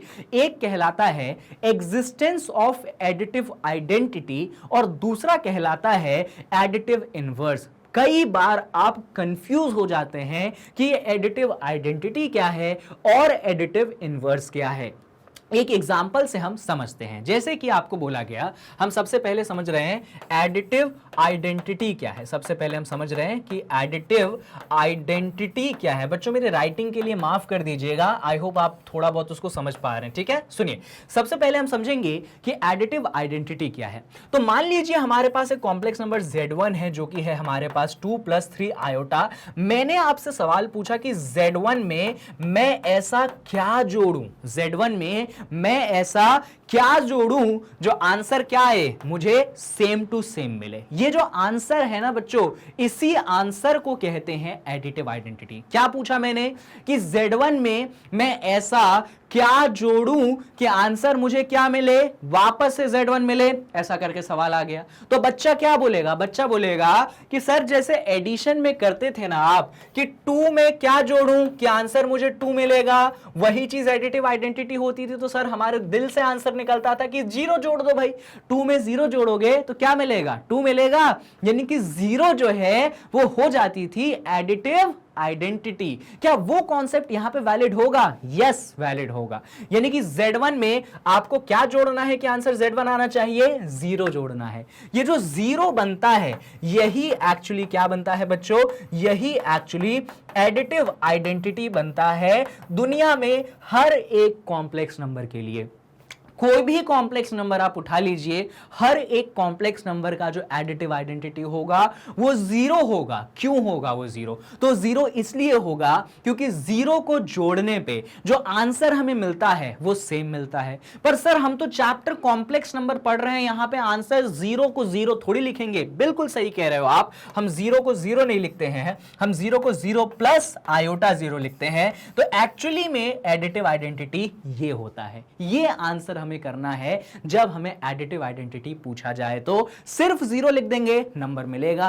पर एक समझदार बच्चा क्योंकि कॉम्प्लेक्स नंबर चैप्टर है तो उसको 0 प्लस आयोटा 0 लिखेगा। क्या ये बात आप लोगों को क्लियर हो रही है एडिटिव आइडेंटिटी के बारे में? दुनिया के हर एक कॉम्प्लेक्स नंबर के लिए एडिटिव आइडेंटिटी यही है। जब हम एडिटिव आइडेंटिटी समझ चुके हैं तो यहां पे एक सवाल आता है कि एडिटिव इनवर्स क्या होता है। जैसे सुनिएगा, मैंने बोला कि एक Z1 कॉम्प्लेक्स नंबर है, यह है 2 + 3 आयोटा। एडिटिव इनवर्स का मतलब समझना, मैं Z1 में ऐसा क्या जोड़ूं कि आंसर मुझे 0 मिले। क्या बोला मैंने? Z1 में ऐसा क्या जोड़ूं कि आंसर मुझे क्या मिले, 0 मिले। ये जो आंसर है यही एक्चुअली कहलाता है एडिटिव इनवर्स। ये जो आंसर है यही एक्चुअली कहलाता है एडिटिव इनवर्स। अब इसको हम एक बेसिक एग्जांपल से समझते हैं। जैसे कि मैंने बोला 2 में मैं ऐसा क्या जोड़ूं कि मुझे आंसर 0 मिले, तो सभी लोग चिल्ला के बोलेंगे सर -2 को जोड़ दो, आंसर 0 मिल जाएगा। यानी कि -2 जो हुआ वो एडिटिव इनवर्स हुआ किसका, 2 का। -2 जो हुआ वो एडिटिव इनवर्स हुआ किसका, 2 का। सेम कॉन्सेप्ट यहां पे लगता है बच्चों। Z1 का जो एडिटिव इनवर्स होगा ना वो होगा -Z1। Z1 में जब आप -Z1 जोड़ोगे आंसर आपको 0 मिलेगा। ठीक है, तो अगर हमारे पास ये कॉम्प्लेक्स नंबर था और कोई बोलता है कि हमें इसका एडिटिव इनवर्स निकाल के दिखाइए, हमें एडिटिव इनवर्स निकाल के दिखाइए Z1 का, तो बच्चा क्या बोलेगा, सर आंसर होगा -Z1। तो माइनस तो वो बाहर ही रखेगा, Z1 क्या कर देगा, वो 2 + 3 आयोटा कर देगा और फिर इस माइनस को अंदर मल्टीप्लाई कर देगा, तो आंसर बनेगा -2 - 3 आयोटा। यानी कि इस कॉम्प्लेक्स नंबर का जो एडिटिव इनवर्स बना वो ये बन के आया। ये बात बच्चे को ध्यान रखनी पड़ती है। एमसीक्यूज में इस टाइप के क्वेश्चंस जो हैं पूछे जाते हैं। जी हां, सही समझा आपने। मान लीजिए ऐसा बोला किसी ने कि यार तुम्हारे पास कॉम्प्लेक्स नंबर है Z2, ये है 1 - 3 आयोटा, मुझे बताओ इसका एडिटिव इनवर्स क्या होगा। Z2 है 1 - 3 आयोटा, इसका एडिटिव इनवर्स क्या होगा? तो समझदार बच्चा बोलेगा कि सर आंसर होता है -Z2। यानी कि बेसिकली आपको माइनस से मल्टीप्लाई करना है 1 - 3 आयोटा को। ये माइनस अंदर गया तो -1 बना, माइनस माइनस प्लस बना तो -1 + 3 आयोटा बना। लो भाई, एडिटिव इनवर्स आ गया। तो सिर्फ माइनस से मल्टीप्लाई कर दीजिएगा अपने गिवन कॉम्प्लेक्स नंबर को, आप बड़े ही आसान तरीके से उसका क्या निकाल पाएंगे, आप उसका एडिटिव इनवर्स निकाल पाएंगे। एडिशन वाला पोर्शन सिर्फ इतना है। एडिशन में हमको क्या ध्यान रखना है कि एडिशन होता क्या है, रियल पार्ट रियल से जुड़ता है, इमेजिनरी इमेजिनरी से जुड़ता है। हमको ध्यान रखना है कि क्लोजर प्रॉपर्टी क्या होती है, एसोसिएटिव क्या होती है, कम्यूटेटिव क्या होती है, एडिटिव आइडेंटिटी क्या होती है और एडिटिव इनवर्स क्या होता है। एग्जाम में डायरेक्ट क्वेश्चंस आपको मिलेंगे। चलिए, अगर हमने इतना समझ ही लिया है एडिशन को इतने डिटेल में, तो जरा समझ लेते हैं कि एक्चुअली कॉम्प्लेक्स नंबर्स का सब्सट्रैक्शन कैसे टेक प्लेस करता है। क्या समझना है हमें कि कॉम्प्लेक्स नंबर का सब्सट्रैक्शन कैसे टेक प्लेस करता है। बच्चों, सब्सट्रैक्शन में प्रॉपर्टी नहीं होती है, बस आपको समझना है कि सब्सट्रैक्शन होता कैसे है। एक बेसिक एग्जांपल कर लेते हैं, आपको यूं समझ में आ जाएगा। मान लीजिए Z1 है आपके पास 3 + 4 आयोटा, Z2 है आपके पास -2 - 5 आयोटा। किसी ने बोला कि यार Z1 में से Z2 को घटाना है, आप बोलोगे कोई टेंशन की बात नहीं भाई, Z1 कितना है, ब्रैकेट्स का इस्तेमाल इस्तेमाल करो जब माइनस हो रहा है, जिससे सिली मिस्टेक्स ना हो। Z1 क्या है, वो है सर आपके पास 3 + 4 आयोटा। यहां पे बीच में क्या आ गया सर, नेगेटिव आ गया। सर Z2 क्या है, तो सर वो है -2 -5 आयोटा। बस अब इसको सॉल्व कर दीजिए। पहले ब्रैकेट को आप खोलेंगे तो आपको 3 + 4 आयोटा मिलेगा। इस माइनस को आप अंदर मल्टीप्लाई करेंगे तो माइनस माइनस +2 हो गया, ये माइनस माइनस प्लस हो गया। यहां पे क्या मिला आपको, 5 आयोटा मिला। बस अब ये रियल वाला रियल के साथ, तो यहां पे 3 + 2 साथ में हो गया है, यहां पे 4 आयोटा और 5 आयोटा साथ में हो गया। इसको फर्दर आपने सॉल्व किया तो 3 + 2 हो चुका है, यहां पे 5, क्योंकि दोनों में आयोटा है तो आयोटा हो चुका है कॉमन, और 4 + 5 हो चुका है 9। तो आंसर आ चुका है 5 + 9 आयोटा। लीजिए, हमने यहां पे कॉम्प्लेक्स नंबर का सब्सट्रैक्शन कर दिया। तो सब्सट्रैक्शन जो बेसिक रूल्स है ना, वही याद रखिएगा। रियल पार्ट को रियल में से घटाइए, इमेजिनरी पार्ट को इमेजिनरी में से घटाइए, हो जाता है सब्सट्रैक्शन। अब एडिशन समझ लिया, सब्सट्रैक्शन समझ लिया। एज सच कोई प्रॉपर्टी नहीं होती सब्सट्रैक्शन में, तो आप उसको स्किप आउट कर सकते हैं। पर अब आएंगे अपन मल्टीप्लीकेशन पे कि भाई कॉम्प्लेक्स नंबर्स को मल्टीप्लाई कैसे करते हैं, और इसको एक एग्जांपल से समझेंगे हम। ठीक है, चलिए तो जरा पहले मल्टीप्लीकेशन को समझते हैं और फिर इसकी प्रॉपर्टीज पे हम कूदेंगे। अगर आप मल्टीप्लिकेशन को समझना चाहते हैं तो मान लीजिए Z1 एक कॉम्प्लेक्स नंबर है, एक एग्जांपल ले लेते हैं, ये है 3 + 4 आयोटा, और Z2 एक कॉम्प्लेक्स नंबर है, मान लीजिए ये है आपके पास 5 + 4 आयोटा, और किसी ने बोला आपको Z1 को मल्टीप्लाई कर देना है Z2 में। ऐसा सवाल आपके पास आ गया। आप बोलेंगे ठीक है भाई, Z1 को ब्रैकेट में लिख दो, मल्टीप्लिकेशन है ना, 3 + 4 आयोटा, और Z2 को भी ब्रैकेट में लिख दो, 5 + 4 आयोटा, कोई परेशानी नहीं। अच्छा, ब्रैकेट्स का मल्टीप्लिकेशन याद है क्या? याद होगा ना, आपको सिखाया जाता था ना a + b × c + d, वो याद है, a + b × c + d। सबसे पहले a उठेगा, मैं लिख देता हूं यहां पे, आपको ये चीज सिखाई गई थी बच्चों कि a + b और c + d को कैसे मल्टीप्लाई करें। कैसे मल्टीप्लाई करें, तो सबसे पहले यहां पे a उठेगा, a जो है सबसे पहले c + d से मल्टीप्लाई होगा, फिर यहां पे +b उठेगा, फिर ये b जो है आपके c + d से मल्टीप्लाई होगा, फिर ये जो a है इन दोनों से मल्टीप्लाई होगा तो a × c बनेगा, फिर बीच में प्लस साइन आया तो a d से मल्टीप्लाई होगा। सिमिलरली यहां पे b c से मल्टीप्लाई होगा, फिर बीच में प्लस साइन आया, b d से मल्टीप्लाई होगा। तो ये जो प्रोसेस है वही हमें यहां पे लगाना है। कैसे लगाएंगे, तो देखिए, पहली चीज उठाइए ब्रैकेट में से, क्या है, 3 है, तो इस 3 को इस पूरे ब्रैकेट से मल्टीप्लाई कर दो, तो 3 × 5 + 4 आयोटा। फिर यहां से किसको उठाओ बच्चों, 4 आयोटा को उठाओ, 4 आयोटा को पूरे से मल्टीप्लाई कर दो, यानी कि 5 + 4 आयोटा से मल्टीप्लाई कर दो। क्लियर हो रहा है, वही ब्रैकेट मल्टीप्लिकेशन। फिर इंडिविजुअल 3 को इससे, 3 को इससे, यानी कि 3 जो है 5 से मल्टीप्लाई हुआ, फिर प्लस साइन, फिर 3 जो है आपके 4 आयोटा से मल्टीप्लाई हुआ। सिमिलरली यहां जो 4 आयोटा है आपके 5 से मल्टीप्लाई हुआ, फिर बीच में प्लस प्लस प्लस बना, फिर ये 4 आयोटा जो है आपके 4 आयोटा से मल्टीप्लाई हुआ। ये पूरा प्रोसेस है, अभी खत्म नहीं हुआ, इसको और सॉल्व करेंगे। कैसे, तो देखो 3 × 5 कितना बना बच्चों, ये तो 15 बन गया। ठीक है, इधर देखना, यहां पे 3 है, 4 है, आयोटा है, तो 3 × 4 मैं 12 आयोटा कर देता हूं। ये देखो 4 × 5 मैं यहां पे 20 आयोटा कर देता हूं। सबसे इंटरेस्टिंग खेल यहां पे होगा, देखो जरा, 4 × 4 बन जाएगा 16, आयोटा × आयोटा बन जाएगा आयोटा का स्क्वायर। सबसे इंपॉर्टेंट चीज, क्योंकि यहां पे आयोटा स्क्वायर जो है इसको सॉल्व किया जा सकता है। कैसे, सबसे पहले तो देखो ये बनेगा 15, ये 12 आयोटा है, 20 आयोटा है, क्योंकि आयोटा आयोटा कॉमन है तो आयोटा तो आ गया। नंबर्स को ऐड कर लो, 12 और 20 को ऐड करोगे तो कितना मिलेगा, 32 आयोटा मिल जाएगा, है ना, बढ़िया। अब यहाँ पे +16 तो रहेगा, ये जो आयोटा स्क्वायर है ये क्या बना, ये -1 बन गया। अरे रटवाया था ना, भूले कैसे, आयोटा स्क्वायर क्या बन गया, -1 बन गया। थोड़ा सा और सॉल्व कर लो, यहाँ पे बाहर बैठा है 15, उसके बगल में बैठा है 32 आयोटा, यहाँ पे प्लस माइनस 16 × -16, प्लस बैठा है तो उसको क्या कर देगा, माइनस प्लस माइनस, तो यहाँ पे बन जाएगा -16। अब जैसा कि मैं आपको सिखाता हूं, रियल वाली चीज है साथ में इमेजिनरी वाली चीज अलग, तो रियल में है 15 और -16, यानी कि यहां पे 15 - 16 होगा, और उसके साथ में क्या होगा बच्चों, उसके साथ में जो है +32 आयोटा होगा। 15 में से 16 घटाओगे तो -1 मिलेगा, तो ये -1 + 32 आयोटा, ये आपके पास जो है आंसर आ जाएगा। यहां पे आपने देखा, इतने बड़े बड़े कॉम्प्लेक्स नंबर को मल्टीप्लाई करने के बाद भी जो आंसर आया है वो भी कॉम्प्लेक्स नंबर है और वो भी स्टैंडर्ड फॉर्म में है। ये सबसे इंपॉर्टेंट चीज है बच्चों मल्टीप्लिकेशन की। और मल्टीप्लिकेशन करते वक्त ये वाली जो चीज होती है ना, कि आयोटा स्क्वायर आना, ये हमेशा आता है। और हमेशा देखना सिर्फ ये लास्ट वाला टर्म वही रियल बन जाएगा और वो ऐसे सब्सट्रैक्ट या ऐड होके सॉल्व हो जाता है। तो ये बेसिक प्रोसेस है मल्टीप्लिकेशन का, ये जो अपन सीखते आए हैं ना बचपन से, उसी को लगा के एज सच कुछ नया मल्टीप्लिकेशन में आपके लिए नहीं है। जब भी आपको मल्टीप्लाई करना है आप अपने दिमाग में ब्रैकेट्स का मल्टीप्लिकेशन ध्यान रखिएगा, आपसे क्वेश्चन 110% सॉल्व होगा, मेरी आपको लिखित में है गारंटी।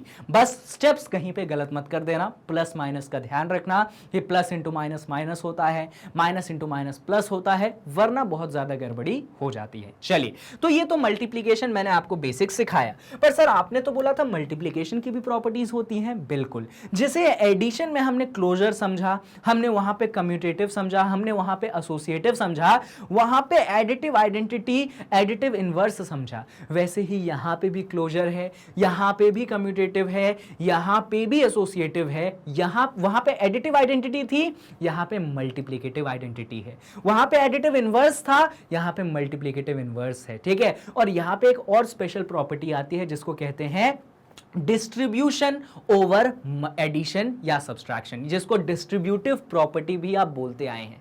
तो चलिए जरा इन प्रॉपर्टीज को एक नजर हम देख लेते हैं।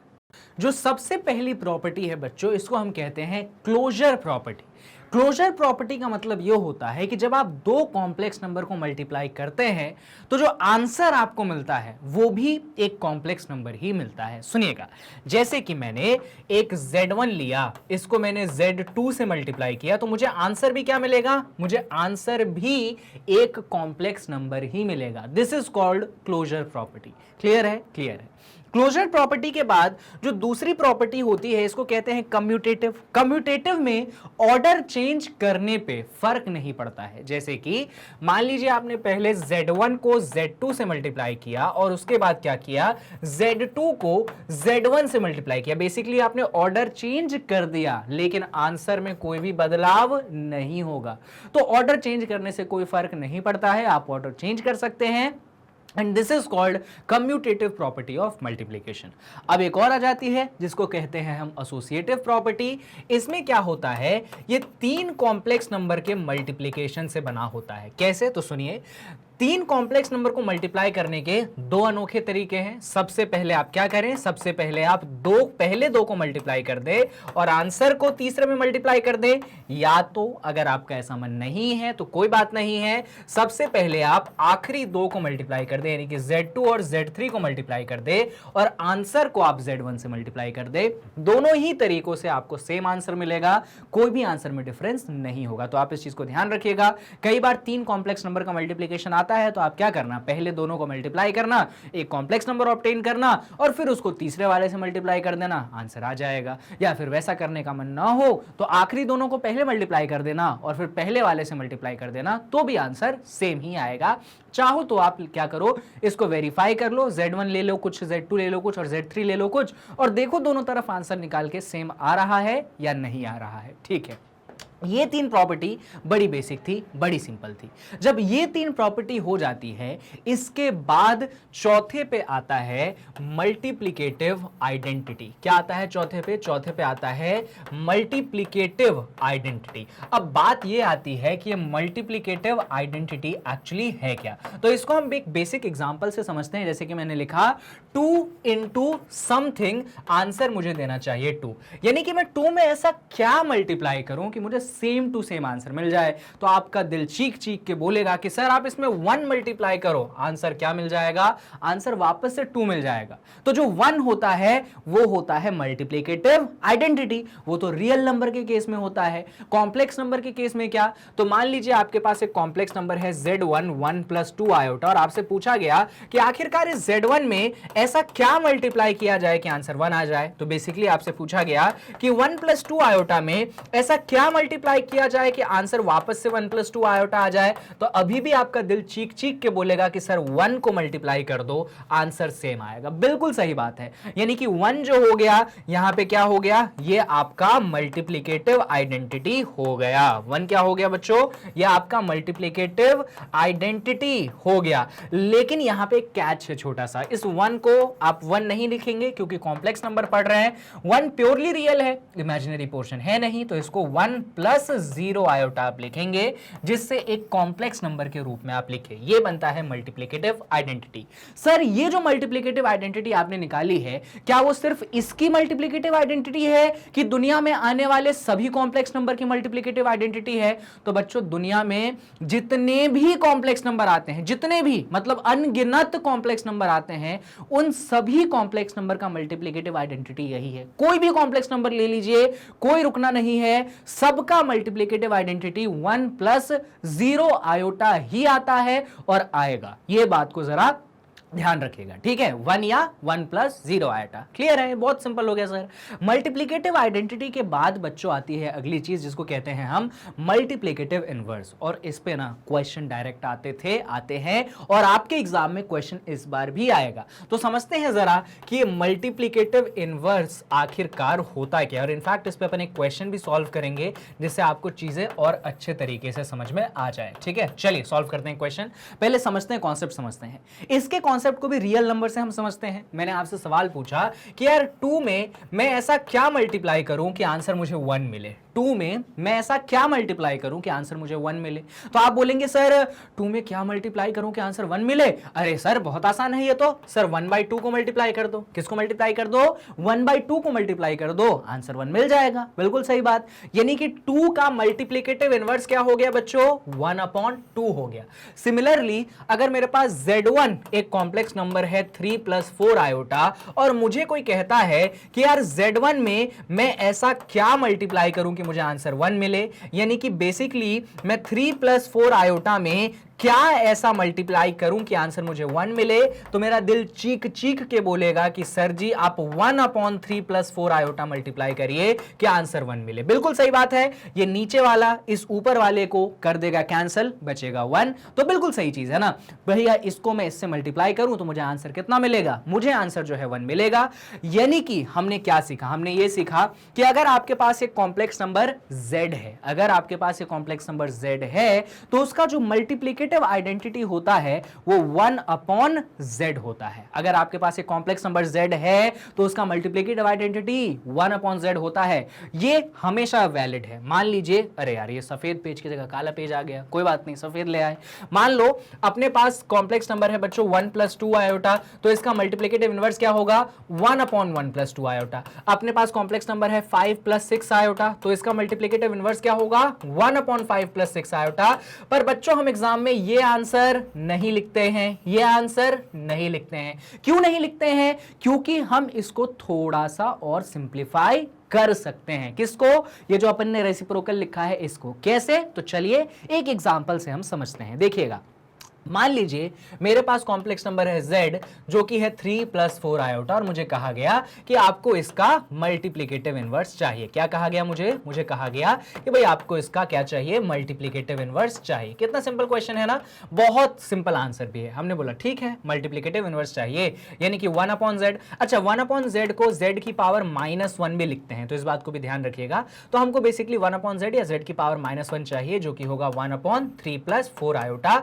पर हम ये आंसर नहीं लिखेंगे, क्योंकि हम यहां पे कॉन्सेप्ट लगाते हैं जिसको कहते हैं रैशनलाइजेशन। याद है बचपन में होता था √3 + 1, तो हम मल्टीप्लाई किया करते थे उसको √3 - 1 से। यहां पे भी कुछ ऐसा ही करते हैं बच्चों। हमारे पास नीचे है 3 + 4 आयोटा, तो हम नीचे मल्टीप्लाई करते हैं 3 - 4 आयोटा से। किससे मल्टीप्लाई करते हैं हम नीचे? 3 - 4 आयोटा से। यहां पे हमने ये कैसे सोचा? तो देखिए सब कुछ सेम रहेगा, 3 + 4 आयोटा, कोई चेंज नहीं करना है। चेंज बस होगा जो आयोटा वाला टर्म है ना, उसके सामने जो साइन है वो चेंज होगा। अभी आयोटा वाले टर्म, हमेशा आयोटा वाला टर्म देखना है, उसके सामने वाला साइन देखना है।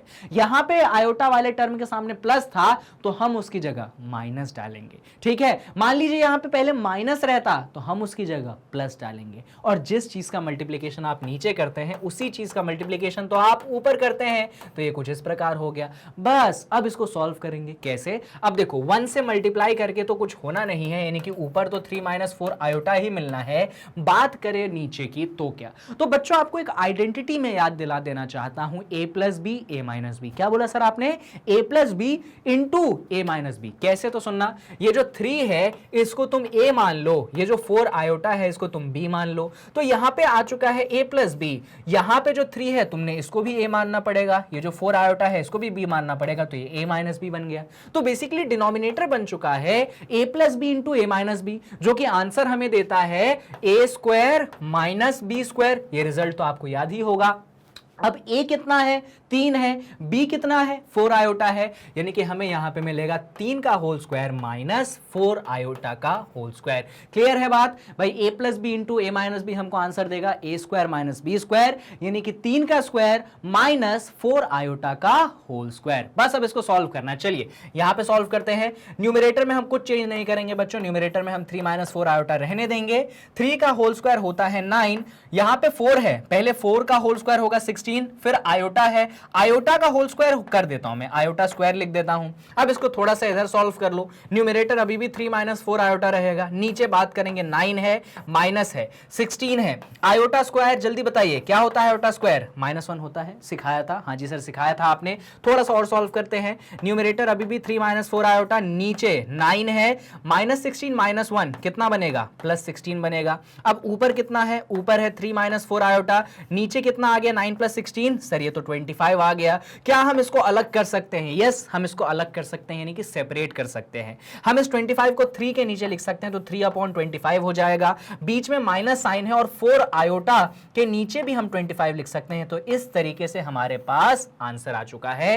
तो हमें नंबर दिया गया था ये, पर उसका मल्टीप्लिकेटिव इनवर्स निकल के आया ये, यानी कि आपको कुछ रटना वटना नहीं है, आप तो उसका रेसिप्रोकल करिए और फिर जो रैशनलाइजेशन का स्टेप है ना आप वो करिए। और हमेशा डिनोमिनेटर में मल्टीप्लिकेटिव इनवर्स निकालते हुए a + b into a - b, यानी कि a² - b² ही लगेगा, इसके अलावा कुछ भी और नहीं लगेगा। ठीक है? और जब सॉल्व हो जाए तो आप देखेंगे कि डिनोमिनेटर जो है एक रियल नंबर बन के आता है, और फिर आप क्या करें, उसको 2 पार्ट्स में ऐसे सेपरेट कर लें और उसको आप एग्जाम में लिख के आइएगा। 100% पूरे नंबर आपको मिलेंगे। और बच्चों इस टाइप का क्वेश्चन, कोई बड़ी बात नहीं है कि यही क्वेश्चन तुम्हारे एग्जाम में आ जाए, क्योंकि बहुत फेमस क्वेश्चन है। मल्टीप्लिकेटिव इनवर्स पे क्वेश्चन मिलेगा ही मिलेगा, और यही सेम स्टेप्स आपको फॉलो अप करनी है, तो बात को ध्यान रखिएगा। चलिए हमने तो सर मल्टीप्लिकेटिव इनवर्स भी समझ लिया, हाँ भाई समझ तो लिया, आपको तरीका भी सिखा दिया मैंने क्वेश्चन सॉल्व करके। सर आपने बोला था डिस्ट्रीब्यूटिव प्रॉपर्टी, वो कुछ आपने बोली थी बात, मतलब रह गई, समझा देता हूं कि डिस्ट्रीब्यूटिव प्रॉपर्टी क्या होती है। सुनिएगा, मान लीजिए आपके पास एक कॉम्प्लेक्स नंबर Z1 है और इसके साथ मल्टीप्लिकेशन है, पर ब्रैकेट में 2 कॉम्प्लेक्स नंबर है Z2 + Z3। अब आपको इसको सॉल्व करना है। तो बच्चों एक तरीका तो यह है कि पहले Z2 + Z3 को ऐड कर लो और आंसर को Z1 में मल्टीप्लाई कर दो, एक तरीका तो यह है। दूसरा तरीका, ब्रैकेट्स ओपन अप करेंगे, ये Z1 जो है पहले किससे मल्टीप्लाई होगा? ये Z1 जो है पहले Z2 से मल्टीप्लाई होगा, फिर बीच में किसका साइन है? प्लस का, फिर ये Z1 किससे मल्टीप्लाई होगा? Z3 से मल्टीप्लाई होगा। ये जो प्रॉपर्टी होती है इसको कहते हैं distribution of multiplication over addition. अगर यहां पे बीच में सब्सट्रैक्शन आ जाता तो उस प्रॉपर्टी को हम बोलते distribution of multiplication over subtraction. ठीक है? तो ये होती है डिस्ट्रीब्यूटिव प्रॉपर्टी। इतनी काम की प्रॉपर्टी कॉम्प्लेक्स नंबर चैप्टर में नहीं है, क्योंकि ज्यादा आसान तरीका ये रहता है कि आप 2 को ऐड करें और फिर आंसर को मल्टीप्लाई कर दें, वो ज्यादा सिंपल और सरल तरीका होता है। तो बच्चों इतना ही था मल्टीप्लिकेशन। तो एडिशन समझाया, सब्सट्रैक्शन समझाया, मल्टीप्लिकेशन समझाया, एडिशन की सारी प्रॉपर्टी समझाई, मल्टीप्लिकेशन की सारी प्रॉपर्टी समझाई, मल्टीप्लिकेटिव आइडेंटिटी, मल्टीप्लिकेटिव इनवर्स, या हो एडिटिव आइडेंटिटी, या हो एडिटिव इनवर्स। अब आते हैं हम लास्ट पे, जो कि है डिवीजन ऑफ कॉम्प्लेक्स नंबर। और इसको समझने के लिए एक बढ़िया सा एग्जाम्पल ही ले लेते हैं, क्योंकि ये जो अपन करने वाले हैं ना sub division of complex numbers, इसको उसी तरीके से कुछ सॉल्व करना है जिस तरीके से हमने मल्टीप्लिकेटिव इनवर्स को सॉल्व किया था। ठीक है? ले लें, कंसिडर कर लें। चलिए कंसिडर करते हैं। चलिए मान लेते हैं कि हमारे पास दो कॉम्प्लेक्स नंबर है। जो पहला कॉम्प्लेक्स नंबर है ये है Z1 और Z1 कुछ हमारे पास है मान लो 5 + 12 आयोटा, ठीक है। और हम मान लेते हैं एक दूसरा कॉम्प्लेक्स नंबर Z2 जो कि हमारे पास है 3 + 4 आयोटा। और हमसे किसी ने बोला कि आपको भैया Z1/Z2 निकालना है, यानी कि दोनों को क्या करना है, डिवाइड करना है। तो आप बोलेंगे ठीक है, तो बड़ा आसान काम हो गया। बेसिकली हमें 5 + 12 आयोटा को डिवाइड कर देना है 3 + 4 आयोटा से, ये आप कर देंगे। अब सर प्रॉब्लम ये है कि जब आप डिवाइड करोगे तो आंसर आपको एक कॉम्प्लेक्स नंबर यानी कि स्टैंडर्ड फॉर्म में करना पड़ेगा, यानी कि इसको सॉल्व करना पड़ेगा। इसको भी सॉल्व करने के लिए आप रैशनलाइजेशन का प्रोसेस लगाइए कि नीचे 3 + 4 आयोटा है, इसीलिए आप नीचे भी मल्टीप्लाई कर दीजिए 3 - 4 आयोटा से। जो चीज आप नीचे मल्टीप्लाई करेंगे वही चीज आपको ऊपर भी मल्टीप्लाई करनी पड़ेगी 3 - 4 आयोटा। अब ये चीज तो आपको समझ में आनी चाहिए कि हमने 3 - 4 आयोटा से ही क्यों मल्टीप्लाई किया, क्योंकि डिनोमिनेटर में 3 + 4 आयोटा है। सब कुछ सेम रखेंगे, बस इस प्लस साइन की जगह हम माइनस साइन लाएंगे। चलिए अब न्यूमरेटर को सॉल्व करते हैं। न्यूमरेटर को कैसे सॉल्व करें, डिनोमिनेटर को तो हमने Z1/Z2 रहने दिया। देखिए बच्चों, न्यूमरेटर में क्या है, ये दोनों कॉम्प्लेक्स नंबर आपस में मल्टीप्लाई होंगे। कैसे मल्टीप्लाई होंगे, मैंने आपको सिखाया था, मल्टीप्लीकेशन जो होता है ब्रैकेट के मल्टीप्लीकेशन जैसा है। तो यहां पे सबसे पहले जो 5 है इस पूरे ब्रैकेट से मल्टीप्लाई होगा, तो 5 टाइम्स ऑफ हमने क्या कर दिया 3 - 4 आयोटा, ये चीज क्लियर है। फिर हमने यहां पे दूसरा उठाया 12 आयोटा, ये पूरा उठाएंगे हम 12 आयोटा, क्योंकि उसके सामने प्लस का साइन है तो हमने यहां पे प्लस का साइन लगाया। और फिर ये जो पूरा 12 आयोटा है ये किससे मल्टीप्लाई होगा, आपके इस पूरे ब्रैकेट यानी कि 3 - 4 आयोटा से मल्टीप्लाई होगा। ये स्टेप आप लोगों को समझ में आना चाहिए। अच्छा, जब मैं डिनोमिनेटर की बात करूं तो आप देख सकते हो कि 3 + 4 आयोटा है और 3 - 4 आयोटा है, यानी कि a + b × a - b, जो कि बनता है a² - b², जहां पे a की वैल्यू 3 है और b की वैल्यू 4 आयोटा है। तो a² - b² मतलब यहां पे सबसे पहले 3 का स्क्वायर होगा और फिर माइनस लगेगा, और क्योंकि b 4 आयोटा था तो यहां पे फिर जो है 4 आयोटा का होल स्क्वायर हो जाएगा। क्लियर है इतना, बहुत बढ़िया। चलिए अब हमें मल्टीप्लीकेशन करना है, तो यहां पे ही कर लेते हैं मल्टीप्लीकेशन। थोड़ा सा ऊपर चल के अपन, जैसे जगह भी मिल जाएगी, काम भी हो जाएगा। सबसे पहले यहां पे LHS में हमारे पास Z1/Z2 है, तो इसको हमने रहने दिया। बात RHS की करते हैं। ये 5 जो है 3 से मल्टीप्लाई हुआ, तो 5 3 हमको मिल गया कितना 15 मिल गया। फिर यहां पे बीच में कौन सा साइन है, माइनस साइन। फिर 5 जो है 4 आयोटा से मल्टीप्लाई होगा, तो 5 4 20 बनता है, तो यहां पे -20 आयोटा आ जाएगा। ये स्टेप क्लियर होना चाहिए। 5 3 15, बीच में माइनस साइन, 5 4 20 आयोटा। बहुत बढ़िया। सिमिलरली यहां पे देखोगे बच्चों तो प्लस साइन है। ये जो 12 आयोटा है पहले 3 से मल्टीप्लाई होगा, तो 12 3 36, तो यहां पे हमें मिलेगा 36 आयोटा। फिर बीच में क्या है, माइनस साइन है। अब देखना जरा, यहां पे जो 12 आयोटा है ये 4 आयोटा से मल्टीप्लाई होगा, तो 12 आयोटा जब 4 आयोटा से मल्टीप्लाई होगा तो नंबर को नंबर से मल्टीप्लाई कर दो, यानी कि 12 को 4 से मल्टीप्लाई कर दो, तो 12 4 हो गया 48, और आयोटा को आयोटा से मल्टीप्लाई कर दो, यानी कि आपको मिल जाएगा आयोटा स्क्वायर। तो ये कैलकुलेशन आप लोगों को क्लियर होनी चाहिए, ठीक है। अच्छा, बात आप डिनोमिनेटर की करेंगे, तो यहां पे 3 का स्क्वायर है जो कि होता है आपके पास 9, फिर माइनस साइन है, और यहां पे 4 आयोटा का होल स्क्वायर है। जब 4 आयोटा का होल स्क्वायर करेंगे आप, तो यहां पे 4 का भी होल स्क्वायर होगा और आयोटा का भी होल स्क्वायर होगा। 4 का होल स्क्वायर होता है 16 और आयोटा का होल स्क्वायर होता है आपके पास -1। ये चीज क्लियर है। तो बेसिकली हमने 4 आयोटा का होल स्क्वायर किया, 4 का होल स्क्वायर किया 16, आयोटा का होल स्क्वायर किया -1। बहुत बढ़िया। अब इसको थोड़ा सा और सॉल्व करते हैं, तो Z1/Z2 की वैल्यू क्या आएगी, ये आपको ऊपर मिल चुका है 15, ये है -20 आयोटा प्लस 36 आयोटा। देखो बच्चों, दोनों में आयोटा है तो आयोटा तो यहां पे कॉमन आ गया। देखो ना, यहां -20 आयोटा है, 36 आयोटा है, आयोटा कॉमन आ गया। -20 प्लस 36, भाई -20 है और 36 है, तो -20 और प्लस 36 को सॉल्व करेंगे तो आपको मिल जाएगा +16 आयोटा। ये कैलकुलेशन क्लियर होनी चाहिए कि -20 आयोटा था, 36 आयोटा था, तो आयोटा हो गया कॉमन। -20 और 36 को जब हम ऐड करेंगे तो 36 में से 20 घटाएंगे तो क्या मिलेगा, 16 आयोटा मिलेगा। यहां पे बात करूं मैं तो -48 लिखा रहेगा, और आयोटा का स्क्वायर है, आयोटा का स्क्वायर बनता है -1, तो अंदर -1 बन गया। चलो यहां पे ये 9 है, अब ये -16 और -1 ये क्या बन जाएगा, +16 बन जाएगा। बहुत ही बढ़िया। अब थोड़ा सा और सॉल्व कर लेते हैं, तो Z1 अपॉन Z2, यहां पे ऊपर रहेगा 15, ये है आपके पास 16 आयोटा, -48 और -1 बन जाता है +48, और बात अगर आप नीचे की करेंगे तो 9 + 16 बन जाता है आपके पास प्लस का 25। ठीक है, अब रियल को रियल से जोड़ देते हैं, यानी कि 15 और 48 को हम जोड़ देंगे। तो जब हम 15 और 48 को जोड़ेंगे तो ये आपको मिलेगा कितना, ये आपको मिल जाएगा 63, और यहां पे क्या है, प्लस का 16 आयोटा। तो जब ऐड किया तो 15 + 48 मिलेगा 63 + 16 आयोटा। यहां पे हमने किससे डिवाइड कर दिया, 25 से डिवाइड कर दिया। जैसा कि मैं आपको सिखाता हूं कि इतना करने के बाद आप उसको ब्रेक कर दीजिए। तो कैसे ब्रेक करेंगे, तो ये यहां पे रहेगा Z1 अपॉन Z2, न्यूमरेटर को ब्रेक कर दीजिए। तो सबसे पहले 63 के नीचे जो है अपना 25 चला गया, फिर बीच में प्लस साइन आ गया, और फिर 16 के नीचे जो है 25 चला गया, और यहां पे ये कुछ इस प्रकार से आंसर मिल गया। तो यहां पे जो हम पहुंचे हैं बच्चों, ये है हमारा फाइनल आंसर, और आपको एग्जाम में कुछ इस प्रकार से ही दो कॉम्प्लेक्स नंबर्स का डिवीजन करना है।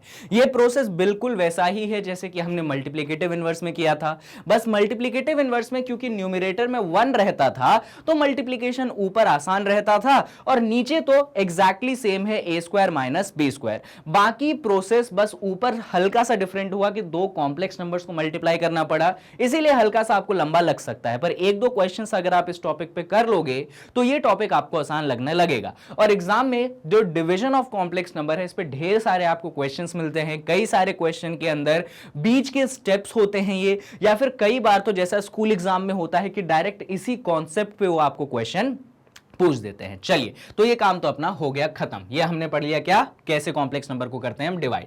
ठीक है, चलो अब ये सीख लिया है, तो बेसिकली यहां पे जो आपका अलजेब्रा ऑफ कॉम्प्लेक्स नंबर है वो हो जाता है खत्म। अलजेब्रा ऑफ कॉम्प्लेक्स नंबर में सिर्फ इतनी ही चीजें थी, एडिशन, सब्सट्रैक्शन, मल्टीप्लिकेशन और डिवीजन। ठीक है, और मैंने सबकी प्रॉपर्टीज भी आपको समझा दी है, आयोटा के पावर्स भी आपको समझा दिए हैं। अब जो 2-3 चीजें और बचती हैं इस चैप्टर में, उसमें से सबसे, अरे ये कहां गया यार, मैं अच्छा लास्ट पे यूं पहले से ही, हाँ यहां पे रुकना था, मैं थोड़ा आगे बढ़ गया था, अलजेब्रा पढ़ाते पढ़ाते मैं थोड़ा सा आगे चला गया था, कोई बात नहीं। जो 2-3 चीजें बचती हैं आपके इस चैप्टर में, मैं आर्गेंड प्लेन पे लिख रहा था, पर आप उसको माइंड मत कीजिएगा, एक्चुअली हम आर्गेंड प्लेन नहीं पढ़ रहे थे, वो सब हेडिंग एक्चुअली आर्गेंड प्लेन की आ गई थी, वो थोड़ा सा आगे का है, हम बाद में पढ़ेंगे। हम एक्चुअली यहां पे इसमें मुझे लिखनी चाहिए थी चीजें, तो चलिए मैं ला देता हूं। ये अलजेब्रा के अंदर हमने डिवीजन को पढ़ा, ठीक है, कंफ्यूज मत हो जाना कि सर ऊपर तो आर्गेंड प्लेन लिखा था और आप हमें डिवीजन पढ़ा रहे हो, थोड़ा सा वो मिसमैच हो गया सब हेडिंग, नॉट एन इशू, हम आर्गेंड प्लेन अभी थोड़ी देर बाद पढ़ेंगे। ये अपना डिवीजन ऑफ कॉम्प्लेक्स नंबर है जो हमने यहां पे खत्म किया। ठीक है, चलिए कंफ्यूजन तो नहीं। हाँ, मैं क्या कह रहा था कि 2-3 चीजें बच गई हैं, अब उन 2-3 चीजों को देख लेते हैं। सिंपल सिंपल चीजें हैं, फटाफट हम सीखते हैं। जो यहां पे सबसे एक बहुत ही मतलब कह लो हर बार क्वेश्चन आता है जो आपको सीखना ही पड़ेगा, वो होता है modulus of a complex number, कि एक कॉम्प्लेक्स नंबर का आखिर मॉडुलस क्या होता है। इसको बहुत ज्यादा मतलब कह लो पूछा जाता है, मतलब पूछा क्या जाता है, ये हर एक सवाल का पार्ट है कि what do you understand by modulus of a complex number. तो इसको हम एक एग्जांपल के थ्रू समझते हैं। एग्जांपल क्या, पहले इसको कॉन्सेप्चुअली देखते हैं और फिर एग्जांपल ले लेंगे। मान लीजिए हमने एक कॉम्प्लेक्स नंबर लिया z और हमने इसको लिख दिया a प्लस आयोटा b, ठीक है।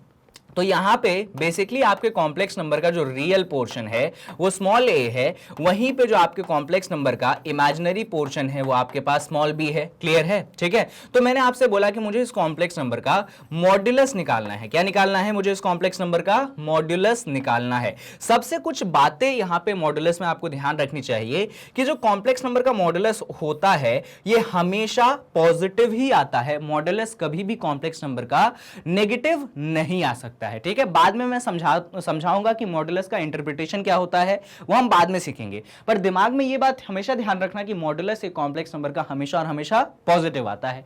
अब निकालते कैसे हैं, या फिर पहले डिस्क्राइब कैसे करते हैं मॉडुलस को? तो मॉडुलस को डिस्क्राइब करने का तरीका ये है कि मान लीजिए आपके कॉम्प्लेक्स नंबर का नाम z है, तो z के बगल में आप ऐसे दो डंडियां खींच के एक ब्रैकेट बना देते हैं, और ये जो डंडियां खींची जिससे आपने ब्रैकेट बनाया और उसके अंदर कॉम्प्लेक्स नंबर का नाम लिखा, इस उसी की मदद से आप मॉड्यूलस को दिखाते हैं।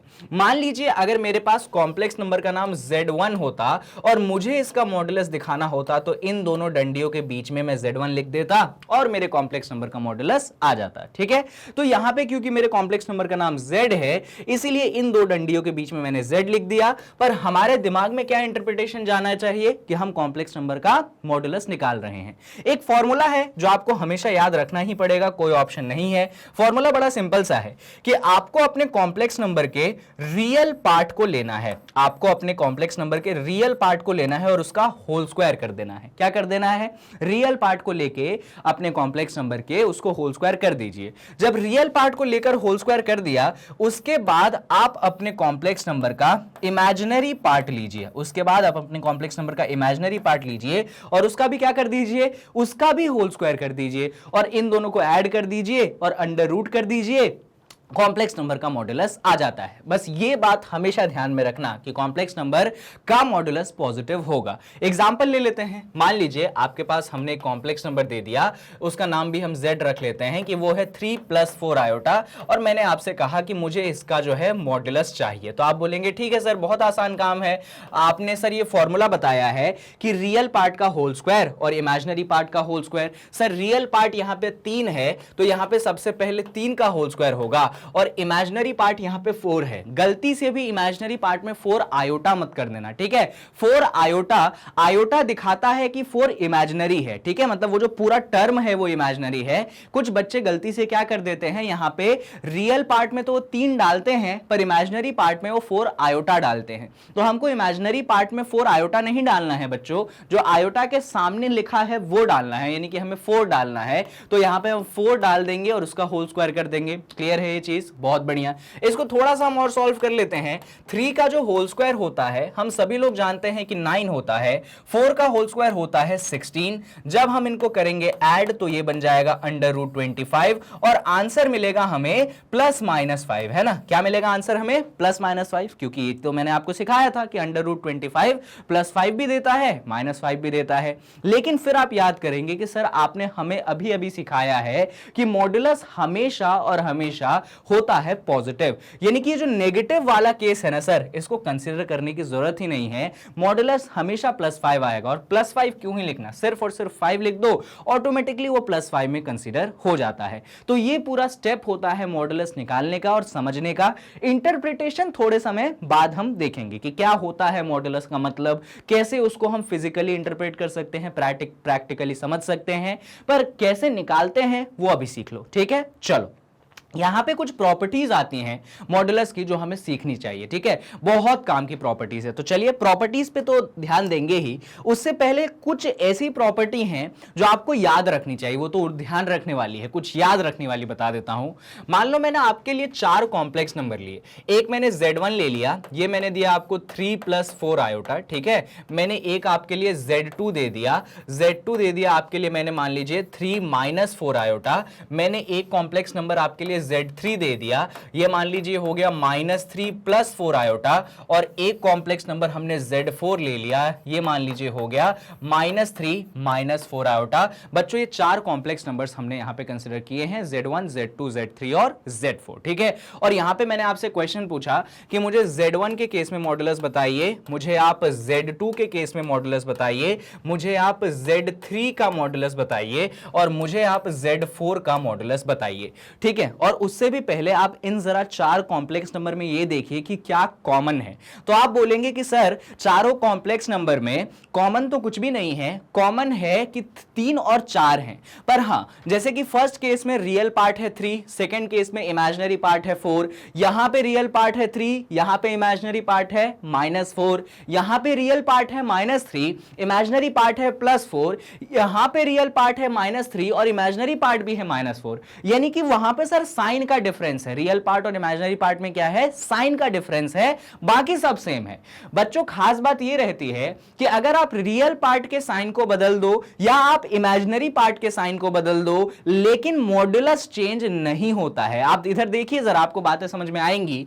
अगर मैं इसका मॉड्यूलस निकालूं तो मैं क्या बोलूंगा, यहां रियल पार्ट 3 है तो मैंने बोला 3 का स्क्वायर, यहां इमेजिनरी पार्ट 4 है तो मैंने बोला 4 का स्क्वायर। इसको आपने सॉल्व किया तो 3 का स्क्वायर बना 9, 4 का स्क्वायर बना 16, ऐड किया आपने, ये बना √25, सॉल्व किया तो कितना आया 5 आया, तो यहां पे मॉडुलस निकालने पे 5 आया।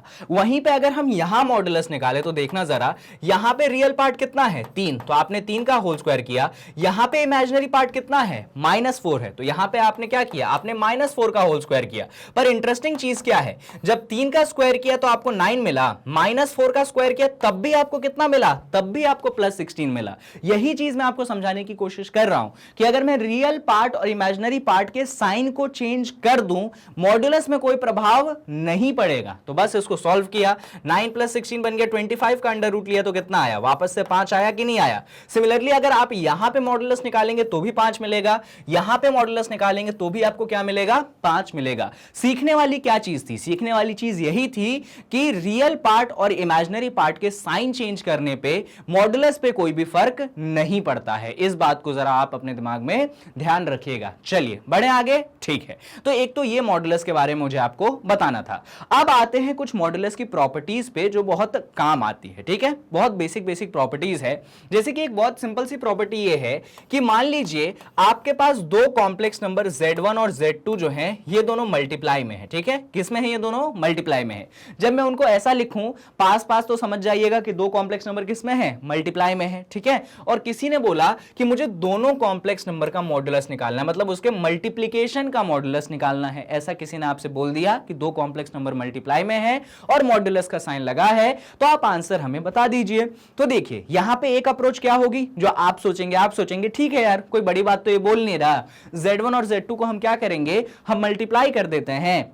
मल्टीप्लिकेशन क्लोजर होता है तो वापस से हमको एक कॉम्प्लेक्स नंबर मिलेगा और उसका हम मॉडुलस निकाल देंगे। आप में से कई बच्चे इस अप्रोच से जाएंगे, पर यहीं पे एक प्रॉपर्टी आती है जो हमारा समय बचाती है। वो प्रॉपर्टी ये है कि भैया ये दो नंबर मल्टीप्लिकेशन में है तो पहले नंबर का मॉडुलस लीजिए, फिर जो है दूसरे नंबर का मॉडुलस लीजिए और दोनों को आप मल्टीप्लाई कर दीजिए, आपके पास आंसर आ जाएगा। यानी कि आपको कॉम्प्लेक्स नंबर को मल्टीप्लाई करने की जरूरत नहीं पड़ी, आपको इंडिविजुअल कॉम्प्लेक्स नंबर का मॉडुलस निकालना है और उनको मल्टीप्लाई कर देना है, आंसर स्वयं आ जाएगा। क्लियर है बात, बहुत बढ़िया। ये जो प्रॉपर्टी है ये सेम प्रॉपर्टी डिवीजन पे भी होल्ड करती है कि मान लीजिए आपके, अच्छा ये जो दो जैसे कि मैंने ये प्रॉपर्टी दो कॉम्प्लेक्स नंबर पे लगाई, क्या ये प्रॉपर्टी तीन कॉम्प्लेक्स नंबर पे नहीं लगेगी? कि मान लो यहां पे Z1 है, Z2 है, Z3 है, तीन कॉम्प्लेक्स नंबर मल्टीप्लाई में है और हमें मॉडुलस निकालना है, तो ये प्रॉपर्टी यहां पे भी लगेगी कि सबसे पहले वाले कॉम्प्लेक्स नंबर का मॉडुलस,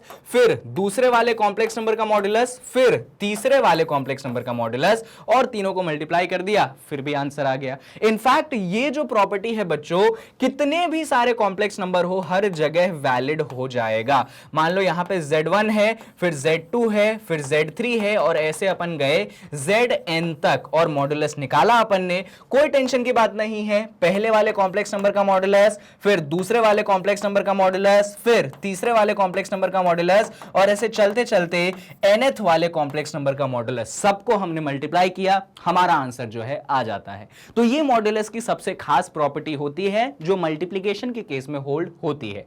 लेकिन यही प्रॉपर्टी डिवीजन के केस में भी होल्ड होती है। कैसे, तो देखिएगा, मान लीजिए हम यहां पे दो कॉम्प्लेक्स नंबर ले लेते हैं।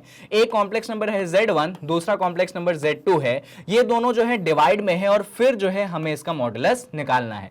कोई टेंशन की बात नहीं है। सबसे पहले हम ऊपर वाले कॉम्प्लेक्स नंबर का मॉडुलस निकालेंगे, फिर हम नीचे वाले कॉम्प्लेक्स नंबर का मॉडुलस निकालेंगे, दोनों को डिवाइड कर देंगे, आंसर आ जाएगा। क्लियर है बात, बहुत बढ़िया। अच्छा यहां पे कई बार ऐसा आ जाता है कि मान लीजिए आपको कुछ ऐसा दिया है कि Z1 जो है Z2 से मल्टीप्लाई हुआ और डिवाइड जो है Z3 से हुआ, तो अब आप क्या करेंगे? ठीक है, तो यहां पे क्या है, ऊपर मल्टीप्लिकेशन है, नीचे डिवीजन है। देखिए ये जो हम सेपरेट करने वाली प्रॉपर्टी लगाते हैं, इस प्रॉपर्टी को लगाने के लिए जरूरी है कि डिवीजन या मल्टीप्लिकेशन ही होना चाहिए। ये प्रॉपर्टी एडिशन और सब्सट्रैक्शन के केस में नहीं लगती है। कई बच्चे क्या कर देते हैं, ऐसा एग्जाम में क्वेश्चन आता है Z1 + Z2, वो बच्चे गलती से ऐसा कर देते हैं कि Z1 का मॉडुलस अलग निकाल देते हैं, Z2 का मॉडुलस अलग निकाल देते हैं और दोनों को ऐड कर देते हैं।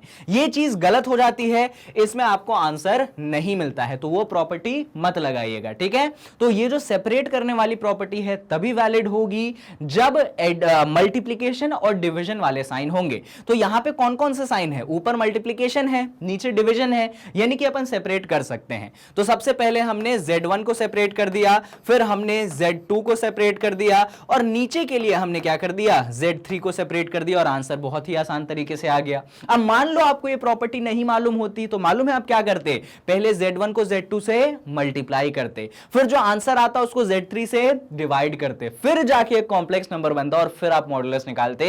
यानी कि आपका जो क्वेश्चन एक नंबर का था, जो कि मुश्किल से 1 मिनट का भी नहीं था, आप उस क्वेश्चन को जाके बना देते 10 से 15 मिनट का। इसीलिए ये प्रॉपर्टीज को ध्यान रखनी चाहिए, और ये प्रॉपर्टी कितने भी कॉम्प्लेक्स नंबर्स पे वैलिड है। बस बात इतनी ध्यान रखनी है कि मल्टीप्लिकेशन और डिवीजन होना चाहिए, एडिशन या सब्सट्रैक्शन नहीं होना चाहिए, वरना बात जो है गड़बड़ हो जाती है। तो क्लियर है मॉडुलस की प्रॉपर्टी। कुछ और बातें भी है मॉडुलस पे, तो जो मैंने ऑलमोस्ट, देखिए इतनी बातें अगर आप ध्यान रख लेंगे तो ही आपका एग्जाम में काम बन जाएगा। इससे ज्यादा प्रॉपर्टी तो आपको मॉडुलस पे ध्यान रखने की जरूरत है नहीं, ठीक है। बाकी और भी कुछ बातें हैं, उनको जरा हम देख लेते हैं।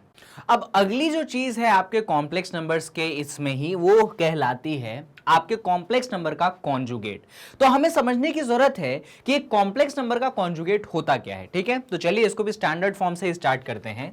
मान लीजिए आपके पास एक कॉम्प्लेक्स नंबर z है, और ये कुछ इस प्रकार से गिवन है a प्लस आयोटा b, और मैं कहूं कि आपको इस z का जो है कॉन्जुगेट निकालना है। क्या निकालना है आपको z का? आपको z का जो है कॉन्जुगेट निकालना है। सबसे पहली बात कि अगर आपको z का कॉन्जुगेट निकालना है तो इसको दिखाने का एक तरीका है। तरीका यह है कि जो भी नाम है आपके कॉम्प्लेक्स नंबर का, उस पे आप एक ऐसा बार वाला साइन बना दीजिए। ये जो बार वाला साइन हमने बनाया है, ये बार वाला साइन ये दिखाता है कि हम कॉम्प्लेक्स नंबर का क्या निकाल रहे हैं, हम कॉम्प्लेक्स नंबर का कॉन्जुगेट निकाल रहे हैं। अब होता क्या है कॉन्जुगेट? भैया आपने जब z पे बार लगाया है तो z किसके इक्वल है? z इक्वल है a प्लस आयोटा b के, तो इसके ऊपर भी क्या लग जाएगा? बार लग जाएगा। तरीका बहुत सिंपल है। तरीका यह है कि यहां पे बीच में कौन सा साइन है? प्लस का साइन है। क्या निकाल रहे हैं हम? कॉन्जुगेट निकाल रहे हैं। तो ये प्लस का साइन जो है एक्चुअली माइनस का साइन बन जाएगा, और ये बन जाता है a माइनस आयोटा b, और ये बन चुका है आपके कॉम्प्लेक्स नंबर का कॉन्जुगेट। हो गई बात खत्म। यानी कि कॉन्जुगेट में सिर्फ इतना ध्यान रखना है हमें कि जो टर्म होता है आयोटा के सामने, जो टर्म होता है या फिर जो साइन होता है आयोटा के सामने, जो आयोटा इमेजिनरी वाला टर्म है ना, इमेजिनरी वाला टर्म और रियल वाले के बीच का जो साइन है, हमें उस साइन को क्या करना रहता है? हमें चेंज करना रहता है, और हम कॉन्जुगेट जो है आसानी से निकाल लेते हैं, ठीक है। प्रॉपर्टीज भी पढ़ेंगे। कुछ एग्जांपल ले लो कि मान लो आपके पास एक Z1 कॉम्प्लेक्स नंबर है, ये है आपके पास 3 + 4 आयोटा, और किसी ने कहा कि भैया इसका कॉन्जुगेट निकाल दो, तो आप सब कुछ सेम रखोगे, बस बीच में जो प्लस साइन है इसको क्या कर दोगे? माइनस साइन में कर दोगे, तो कॉन्जुगेट निकल गया। मान लो किसी ने बोला कि हमारे पास Z2 है, ये है हमारे पास 3 - 4 आयोटा, तो बस इतना काम करोगे, जब आप कॉन्जुगेट लोगे तो ये जो बीच में माइनस है, अब ये किस में तब्दील हो जाएगा? ये प्लस में तब्दील हो जाएगा। तो साइन बदलता है, प्लस रहता है तो माइनस बनता है, जो माइनस रहता है वो प्लस बनता है। मान लीजिए यहां पे आपके पास तीसरा कॉम्प्लेक्स नंबर Z3 है, ये है आपके पास -3 + 4 आयोटा, और किसी ने बोला कि यार इसका कॉन्जुगेट निकालो। तो कुछ बच्चे गलती से क्या कर देते हैं, इस -3 को भी +3 लिख देते हैं। बच्चों मैंने बोला है कि इमेजिनरी टर्म के सामने वाला साइन, या कह लो रियल और इमेजिनरी के बीच वाले साइन को चेंज करते हैं अपन। इधर क्या साइन है उसे हमें चेंज नहीं करना है, तो यहां पे एज इट इज -3 रहेगा। बस ये जो बीच वाला प्लस है ये माइनस बन के तो -3 - 4 आयोटा आ जाएगा। सिमिलरली मान लीजिए आपके पास एक Z4 है, ये है आपके पास -3 - 4 आयोटा, और किसी ने कहा कि यार इसका भी कॉन्जुगेट निकाल दो, तो आप बोलोगे ठीक है Z4 का कॉन्जुगेट निकालना है। अगेन ये जो -3 है ये चेंज नहीं होगा, ये अभी भी -3 रहेगा। ये जो बीच में माइनस साइन है, आप इस माइनस साइन को किस में बदल सकते हैं? प्लस साइन में बदल सकते हैं, और ये क्या बन जाएगा? -3 + 4 आयोटा। हमेशा याद रखिएगा बीच वाला साइन जो रियल और इमेजिनरी के बीच में आता है, हम उस साइन को बदलते हैं। तो इस तरीके से हम कॉन्जुगेट निकालना मैंने इन एग्जांपल्स के थ्रू आपको सिखा दिए हैं। इन एग्जांपल्स इसको थोड़ा सा ध्यान रख लीजिएगा। चलिए ठीक है, तो कॉन्जुगेट तो अपन समझ गए कि होता क्या है। अब कुछ बेसिक प्रॉपर्टीज होती हैं कॉन्जुगेट की, उनको भी ध्यान रखिएगा कि मान लीजिए आपके पास दो कॉम्प्लेक्स नंबर जो हैं एडिशन में है, ठीक है, दो कॉम्प्लेक्स नंबर क्या है, एडिशन में है, और आपने उन दोनों का कॉन्जुगेट निकालना है, दोनों को जोड़ के कॉन्जुगेट निकालना है। तो बच्चा क्या सोचेगा कि दो कॉम्प्लेक्स नंबर को ऐड कर देते हैं और फिर हम कॉन्जुगेट निकाल देंगे। उसकी जगह आप ये कर सकते हैं कि आप पहले वाले का कॉन्जुगेट निकालिए और फिर आप दूसरे वाले का कॉन्जुगेट निकालिए और दोनों को क्या कर दीजिए, ऐड कर दीजिए, फिर भी आप आंसर निकाल पाएंगे। ठीक है, इनफैक्ट ये जो प्रॉपर्टी है कितने भी कॉम्प्लेक्स नंबर पे वैलिड हो सकती है कि मान लीजिए आपके पास तीन कॉम्प्लेक्स नंबर हैं और उनका आपने कॉन्जुगेट निकालना है, तो आप उसको भी अलग कर दीजिए कि पहले Z1 का कॉन्जुगेट, फिर उसके बाद Z2 का कॉन्जुगेट और फिर उसके बाद आपके Z3 का कॉन्जुगेट। आप इस तरीके से उनको सेपरेट कर सकते हैं। ये प्रॉपर्टी n नंबर पे वैलिड है कि मान लीजिए Z1 है, आपके पास Z2 है, Z3 है और ये जा रहा है हमारे पास Zn तक। अगर हम सबका कॉन्जुगेट निकालते हैं तो सबसे पहले Z1 का कॉन्जुगेट, उसके बाद Z2 का कॉन्जुगेट, उसके बाद Z3 का कॉन्जुगेट और ऐसे जाते जाते जाते जाते Zn का कॉन्जुगेट आप निकालेंगे। ये प्रॉपर्टी तो आपको क्लियर होनी चाहिए। इनफैक्ट ये जो प्रॉपर्टी मैंने एडिशन के केस में आपको समझाई, ये same to same property subtraction के केस में भी होल्ड होती है। मान लीजिए Z1 में से Z2 घटाया है और फिर हमें कॉन्जुगेट निकालना है, तो हम यहां पे भी सेपरेट कर सकते हैं कि Z1 को अलग, Z2 को अलग कर सकते हैं। ठीक है, मान लीजिए यहां पे कुछ ऐसा है Z1 plus Z2 minus Z3, कुछ इस प्रकार से आपको गिवन है, तो यहां पे भी ये प्रॉपर्टी होल्ड हो जाएगी कि पहले Z1 का कॉन्जुगेट निकालो। बस साइन का ध्यान रखना। अभी यहां पे सुनो, कई बच्चे क्या बोलते हैं कि सर अभी कॉन्जुगेट निकाल रहे हो तो इस प्लस को भी माइनस में बदल दो। देखो बच्चों, यहां पे डिफरेंट डिफरेंट कॉम्प्लेक्स नंबर है, यहां पे ये रियल पोर्शन या इमेजिनरी पोर्शन नहीं है कि मैं इस प्लस को माइनस में बदल दूं। वो बीच वाला प्लस प्लस रहेगा। जब अपन कॉन्जुगेट निकालते थे प्लस को माइनस या माइनस को प्लस में कब बदलते थे, वो साइन एक्चुअली रियल और इमेजिनरी के बीच में होता था। अभी ये साइन रियल इमेजिनरी के बीच में है क्या? नहीं, ये साइन दो कॉम्प्लेक्स नंबर के बीच में है, तो इधर हम कोई भी छेड़खानी नहीं करेंगे। हां, हम सेपरेट कर सकते हैं कि हमने Z1 का सेपरेट कर दिया, फिर प्लस साइन, फिर हमने Z2 का कॉन्जुगेट सेपरेट कर दिया, फिर माइनस साइन और फिर हमने Z3 का कॉन्जुगेट सेपरेट कर दिया। हम ऐसा जरूर कर सकते हैं। ठीक है, तो इन प्रॉपर्टीज को थोड़ा सा ध्यान रखिएगा। अच्छा, जैसे हमने ये वाली प्रॉपर्टी एडिशन पे लगाई, सब्सट्रैक्शन पे लगाई, ये वाली प्रॉपर्टी डिवीजन और मल्टीप्लिकेशन पे भी वैलिड है। ठीक है, मान लीजिए आपके पास दो कॉम्प्लेक्स नंबर है Z1 और Z2, ये दोनों मल्टीप्लाई में है और इसका अपन कॉन्जुगेट निकाल रहे हैं, तो सबसे पहले Z1 का कॉन्जुगेट निकलेगा, फिर Z2 का कॉन्जुगेट निकलेगा और सेपरेटली मल्टीप्लाई कर देंगे तो भी आपके पास जो है आंसर आ जाएगा। तो जरूरी नहीं है कि आपको एडिशन और सब्सट्रैक्शन में ही लगाना है, मल्टीप्लिकेशन में भी लग जाता है। सिमिलरली ये प्रॉपर्टी तीनों केस में वैलिड है। मान लीजिए Z1 है, Z2 है, Z3 है और कॉन्जुगेट है, तो आप पहले वाले को सेपरेट कर दीजिए, आप दूसरे वाले को भी सेपरेट कर दीजिए और आप तीसरे वाले को भी सेपरेट कर सकते हैं। ठीक है, n number of complex number पे वैलिड है। Z1 है, Z2 है, Z3 है, आप चलते जाएंगे, मान लीजिए Zn तक पहुंच गए, आप सबका मॉडुलस निकालेंगे तो सबसे पहले Z1 का मॉडुलस बोल रहा हूं, कॉन्जुगेट बोल रहा हूं, Z1 का कॉन्जुगेट, Z2 का कॉन्जुगेट, Z3 का कॉन्जुगेट, आप जाते जाते Zn के कॉन्जुगेट तक पहुंच सकते हैं। तो ऐसे अपन जो है सेपरेट कर सकते हैं कॉन्जुगेट्स को। आई होप ये चीज आपको क्लियर है। ठीक है, तो ये तो हो गया किसका खेल, कॉन्जुगेट का। इनफैक्ट ये प्रॉपर्टी डिवीजन पे भी वैलिड होगी कि मान लीजिए आपके पास Z1 और Z2 डिवीजन में है और ओवरऑल का कॉन्जुगेट आप निकालते हैं, तो Z1 का कॉन्जुगेट डिवाइडेड बाय Z2 का कॉन्जुगेट। ठीक है, मान लीजिए कुछ इसमें ऐसा होता कि ये डिवीजन में तो ऐसा करवा दिए, मान लीजिए ऐसा रहता Z1 Z2 और Z3 ऐसा कुछ रहता और ओवरऑल कॉन्जुगेट रहता, तो आप मालूम है क्या करते, ऊपर सबसे पहले क्या है Z1, तो Z1 का कॉन्जुगेट, फिर क्या है Z2, तो फिर Z2 का कॉन्जुगेट, फिर नीचे क्या है Z3 यानी कि Z3 का कॉन्जुगेट। एक कॉन्जुगेट जो है सब पे बराबरी से डिवाइड हो जाता है। तो इन प्रॉपर्टीज को थोड़ा सा ध्यान रखना, बड़े बड़े क्वेश्चंस में ये चीज बहुत ज्यादा काम आती है, क्वेश्चन बहुत आसानी से जो है सॉल्व होता है। कॉन्जुगेट की एक और प्रॉपर्टी होती है बच्चों, प्रॉपर्टी ऐसी होती है कि मान लीजिए आपके पास एक कॉम्प्लेक्स नंबर Z है जो कि मान लीजिए आपके पास A प्लस आयोटा B है। ठीक है, तो अगर आपने इसका कॉन्जुगेट निकाला तो क्या आएगा, A माइनस आयोटा B आएगा। और फिर किसी ने बोला कि कॉम्प्लेक्स नंबर को उसके कॉन्जुगेट से मल्टीप्लाई कर दो, कॉम्प्लेक्स नंबर को उसके कॉन्जुगेट से मल्टीप्लाई कर दो, यानी कि यहां पे a प्लस आयोटा b को आप किससे मल्टीप्लाई कर दें, a माइनस आयोटा b से मल्टीप्लाई कर दें। इसको जरा सॉल्व करते हैं अपन। तो जब हम इसको सॉल्व करेंगे, a प्लस आयोटा b है, a माइनस आयोटा b है, तो a square minus b square, जहां पे a तो a है, b बच्चों ये पूरा आयोटा b जो है, इस पूरे को मैं मुझे b बोलना पड़ेगा, तो माइनस साइन आयोटा b का क्या होल स्क्वायर हो जाएगा। तो ये कुछ ऐसा सॉल्व होके आता है। इसको फर्दर हम सॉल्व करते हैं तो यहां पे तो a स्क्वायर मिलेगा, यहां पे देखिए आयोटा है और b है, आयोटा का होल स्क्वायर होता है -1 और b का होल स्क्वायर होता है अपने पास b स्क्वायर। फर्दर हम इसको सॉल्व करेंगे तो z इंटू जेड बार बनेगा a स्क्वायर, माइनस माइनस बन गया प्लस, तो ये बन गया a square plus b square. तो ये देखिए जब हमने उनको मल्टीप्लाई किया तो हमारे पास a square plus b square बना। इंटरेस्टिंग चीज ये नहीं है, इंटरेस्टिंग चीज पता है क्या है, इधर देखना, देखते रहना, z इंटू जेड बार जो है, एक्चुअली जो a square plus b square है, मालूम है ये कौन है, ये है under root a square plus b square का whole square. a square plus b square क्या है बच्चों, under root a square plus b square का होल स्क्वायर है। और under root a square plus b square क्या होता है, तो आप सभी लोग जानते हैं कि under root a square plus b square basically आपके कॉम्प्लेक्स नंबर का मॉडुलस होता है। यानी कि जब z इंटू जेड बार आपने करा तो आपको मॉड z का क्या मिलता है, होल स्क्वायर मिलता है। ये बहुत कई बार, बहुत क्या मतलब समझ लो एग्जाम में आपको इस प्रॉपर्टी पे क्वेश्चन मिलेगा ही मिलेगा कि जब z और z बार को हम करेंगे मल्टीप्लाई तो हमें मॉड z का क्या मिलेगा, हमें उसका होल स्क्वायर मिलेगा। तो इस चीज को अच्छे से दिमाग में बिठाइएगा, हमने किस तरीके से किया है उसको भी थोड़ा सा ध्यान रखिएगा। कई बार तो प्रूफ करने आ जाता है 1-2 नंबर में, तो उसको भी ध्यान रखना।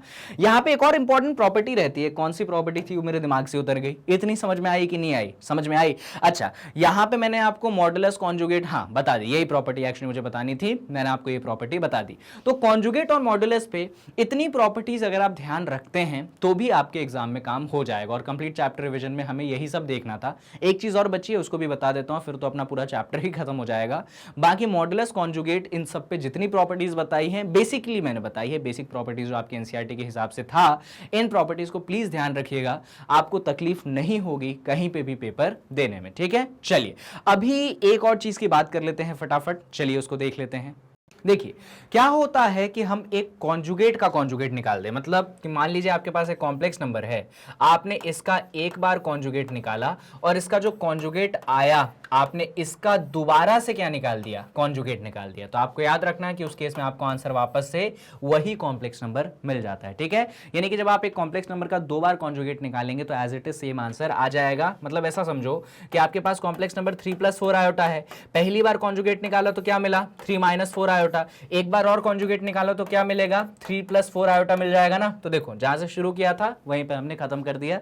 कई बार ये चीज भी एमसीक्यूज में आपको मिल जाती है। चलिए तो ये तो कॉन्जुगेट पे हो गई बात। अभी ये सारी बातें हो चुकी हैं तो लास्ट चीज हम समझ लेते हैं इस चैप्टर का, जो है आर्गेंट प्लेन, कि आखिरकार ये आर्गेंट प्लेन क्या होता है। तो बच्चों आर्गेंट प्लेन वो प्लेन होता है जहां पे आप कॉम्प्लेक्स नंबर्स को रिप्रेजेंट करते हैं, ठीक है। दुनिया में कोई सा भी कॉम्प्लेक्स नंबर जो है आप उसको आसान तरीके से आर्गेंट प्लेन पे रिप्रेजेंट करवा सकते हैं।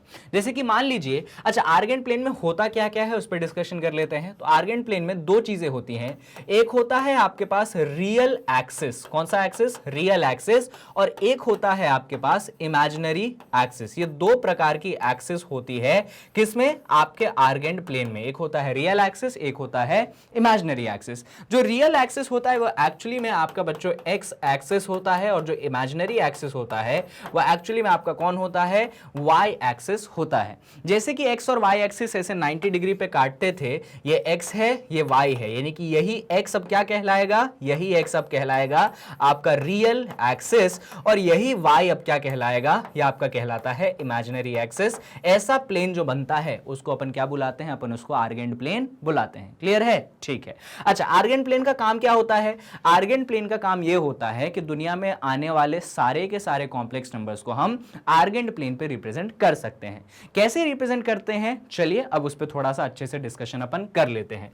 तो प्रॉपर तरीके से बड़ा सा आर्गेंट प्लेन बनाते हैं। मान लीजिए ये जो हमने हॉरिजॉन्टल बनाई ये आपकी रियल एक्सिस हो गई, ये जो हमने वर्टिकल बनाई ये आपकी मान लीजिए इमेजिनरी एक्सिस हो गई। क्लियर है, है। मान लो ये देखो, ये रियल एक्सिस है, ये इमेजिनरी एक्सिस है, कितने डिग्री पे इंटरसेक्ट करेगा? 90 डिग्री पे इंटरसेक्ट करेगा एज यूजुअल, कोई परेशानी तो नहीं, जैसे एक्स एक्सिस और वाई एक्सिस इंटरसेक्ट करता था। जैसे कि एक्स और वाई एक्सिस में होता था कि इसको क्या बुलाते थे? आप इसको ओरिजिन बुलाते थे, तो आप इसको आज भी ओरिजिन बुलाते हैं, या फिर आप इसको POLE पोल भी बुलाते हैं, ठीक है। एक्चुअली एक कॉम्प्लेक्स नंबर में एक टॉपिक होता है पोलर फॉर्म, उसके कारण इस ओरिजिन को हम पोल भी बुलाते हैं, बट वो पोलर फॉर्म क्योंकि डिलीटेड है, वैसे तो मैंने आपको कॉन्सेप्ट वीडियोस में उस पर भी पढ़ाया है, ठीक है, पूरा पोलर फॉर्म समझाया, उस पर अच्छे अच्छे क्वेश्चंस करवा दिए थे मैंने, फिर मैंने एक्सरसाइज 5.2 भी सॉल्व करवा दी थी, पर वो चीज़ क्योंकि डिलीटेड है तो मैं यहाँ पे नहीं ले रहा हूँ। अगर आपको फिर भी क्यूरियोसिटी है समझने की क्या है, तो कॉन्सेप्ट वीडियोस देख लीजिएगा एक बार जाके, आप यूट्यूब पे टाइप करिएगा class 11th magnet brains, class 11th maths magnet brains, तो पूरी प्लेलिस्ट आपके सामने मिल जाएगी, वहां पे आप पोलर फॉर्म अच्छे से समझ सकते हैं, ठीक है। तो इसको हम पोल बुलाते हैं या ओरिजिन बुलाते हैं, ठीक है।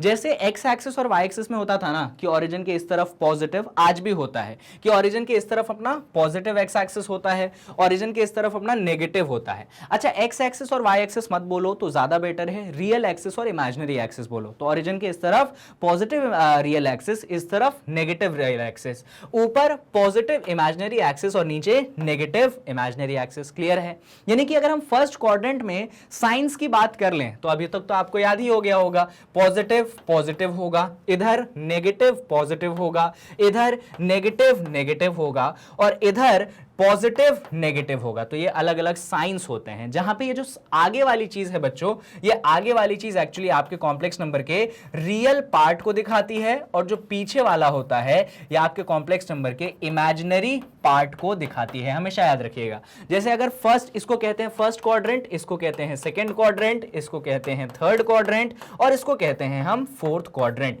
अगर आपका कॉम्प्लेक्स नंबर फर्स्ट क्वाड्रेंट में लाई करता है तो उसका रियल पार्ट पॉजिटिव होना चाहिए, इमेजिनरी पार्ट भी पॉजिटिव होना चाहिए। अगर आपका कॉम्प्लेक्स नंबर सेकंड क्वाड्रेंट में लाई करता है तो उसका रियल पार्ट नेगेटिव होना चाहिए, इमेजिनरी पार्ट पॉजिटिव होना चाहिए। वहीं आपका कॉम्प्लेक्स नंबर अगर थर्ड क्वाड्रेंट में लाई करता है तो रियल पार्ट भी नेगेटिव होना चाहिए और इमेजिनरी पार्ट भी नेगेटिव होना चाहिए। याद रखिएगा, आगे वाला रियल पार्ट दिखाता है, पीछे वाला इमेजिनरी पार्ट, यानी कि आगे वाला इस तरफ वाला रियल पार्ट, पीछे वाला यानी कि इस तरफ वाला इमेजिनरी पार्ट। और अगर आपका कॉम्प्लेक्स नंबर फोर्थ क्वाड्रेंट में लाई करेगा तो रियल पार्ट होगा पॉजिटिव जबकि इमेजिनरी पार्ट होगा नेगेटिव। क्लियर है? ठीक है।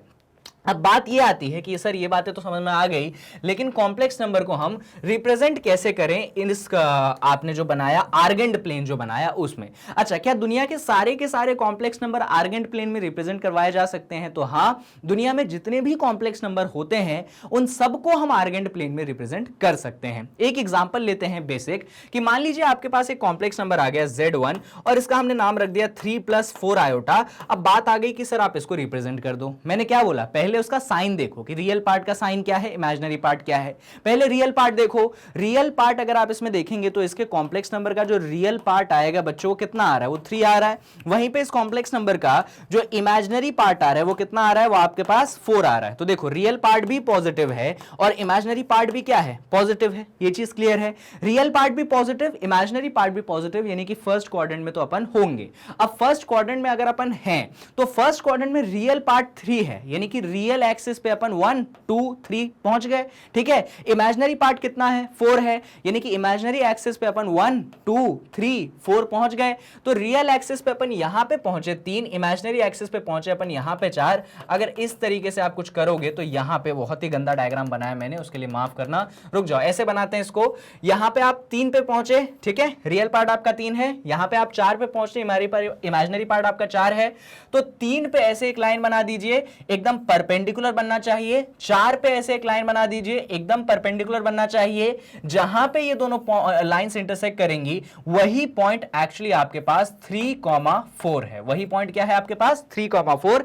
3,4 उसको मत दिखाओ क्योंकि कॉम्प्लेक्स नंबर है, तो ये पॉइंट जो है आपका कॉम्प्लेक्स नंबर Z1 है, जो कि एक्चुअली क्या है?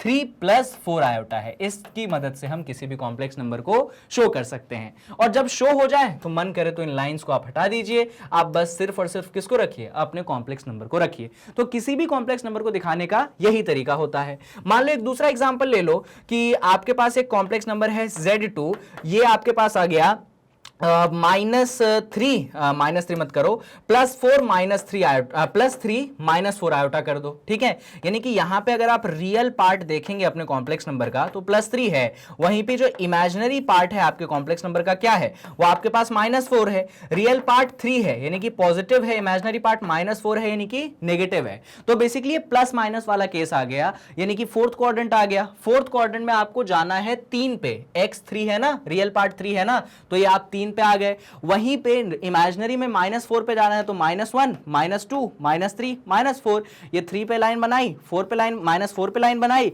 जहां पे इंटरसेक्ट किए वो आपका कॉम्प्लेक्स नंबर Z2 हो गया और वो हो गया आपके पास 3 -4 आयोटा। बच्चों इन चीजों से आप पहले से ही वाकिफ हैं, बस एक आज आयोटा जुड़ गया है, y एक्सिस का नाम इमेजिनरी हो गया है, इसीलिए आपको हल्की सी चीजें अलग लग सकती है, वरना तो आपने क्लास 9th में ही कोऑर्डिनेट ज्योमेट्री सीख ली थी और ये रिप्रेजेंटेशन सीख लिए थे। तो ऐसे जितना कोई डिफिकल्टी आप लोगों को नहीं होनी चाहिए। वैसे तो चैप्टर इसके आगे भी जाता है, पोलर फॉर्म पे जाता है और इस पे बहुत सारे डिस्कशन होता है, पर क्योंकि वो चीजें डिलीटेड हैं आपके रैशनलाइज कंटेंट के हिसाब से, तो हम उसको नहीं करेंगे। फिर भी मैंने बता दिया है कि अगर आपको पढ़ना है तो कॉन्सेप्ट वीडियोस में मैंने उसको डिटेल में पढ़ाया है, तो जाके देख लीजिएगा, आपको सारी चीजें बहुत अच्छे तरीके से समझ में आ जाएंगी, ठीक है। बाकी क्लोज करते हैं इस वीडियो को, कंप्लीट चैप्टर रिवीजन अपना इतना ही है, पर यहां पे भी कॉम्प्लेक्स नंबर्स को हम खत्म नहीं करेंगे, क्योंकि अभी तक मैंने आपको कॉन्सेप्ट वीडियो पढ़ाए, सारे कॉन्सेप्ट बताए, फिर मैंने आपको पूरे चैप्टर का रिवीजन दिया। अब मैं आपको बताऊंगा कि इस चैप्टर के मल्टीपल चॉइस क्वेश्चन किस टाइप से आपके एग्जाम में पूछे जाते हैं और हम उनको कैसे सॉल्व करते हैं। तो इसकी अगली वीडियो जो है वो बेस होगी कॉम्प्लेक्स नंबर्स के मल्टीपल चॉइस क्वेश्चंस पे, फिर हम इस चैप्टर को क्लोज कर देंगे, ठीक है। तो मिलेंगे अगली वीडियो में। जाते जाते आप जानते हैं कि मैग्नेट ब्रेन्स इकलौता ऐसा प्लेटफॉर्म है जहां पे एजुकेशन आपको कैसा मिलता है, फ्री ऑफ कॉस्ट मिलता है। आप हमसे अलग अलग तरीके से पढ़ सकते हैं, हमारे यूट्यूब चैनल, हमारे मोबाइल एप्लीकेशन जो कि प्ले स्टोर से आप डाउनलोड कर सकते हो मैग्नेट ब्रेन्स के नाम से। साथ में ही आप हमारे वेबसाइट www.magnetbrains.com से भी पढ़ सकते हैं। कहीं पे भी आपको कुछ भी खरीदने की जरूरत नहीं पड़ेगी, कोई कूपन कोड नहीं लगाना पड़ेगा, बिकॉज हर चीज 100% फ्री है। सारे कोर्सेस हमारे हाई क्वालिटी होते हैं और हम इतने सारे कोर्सेस आपके लिए कवर करते हैं। तो वीडियो के एंड में लाइक जरूर कीजिएगा, शेयर जरूर कीजिएगा एंड चैनल को सब्सक्राइब जरूर कीजिएगा। बाकी कमेंट सेक्शन आपके सामने है, कुछ अच्छा लगे तो जरूर मोटिवेट कीजिए, इंस्पायर कीजिए थोड़ा सा हमें कि आपके लिए और अच्छा सा कंटेंट हम ला सके। बाकी अगली वीडियो का टारगेट मैंने आपको बता दिया है कि हम मल्टीपल चॉइस क्वेश्चंस डिस्कस करेंगे कॉम्प्लेक्स नंबर्स के। तो मिलते हैं अगली वीडियो में MCQs के साथ। Till then keep studying from Magnet Brains and stay tuned at Magnet Brains and take care.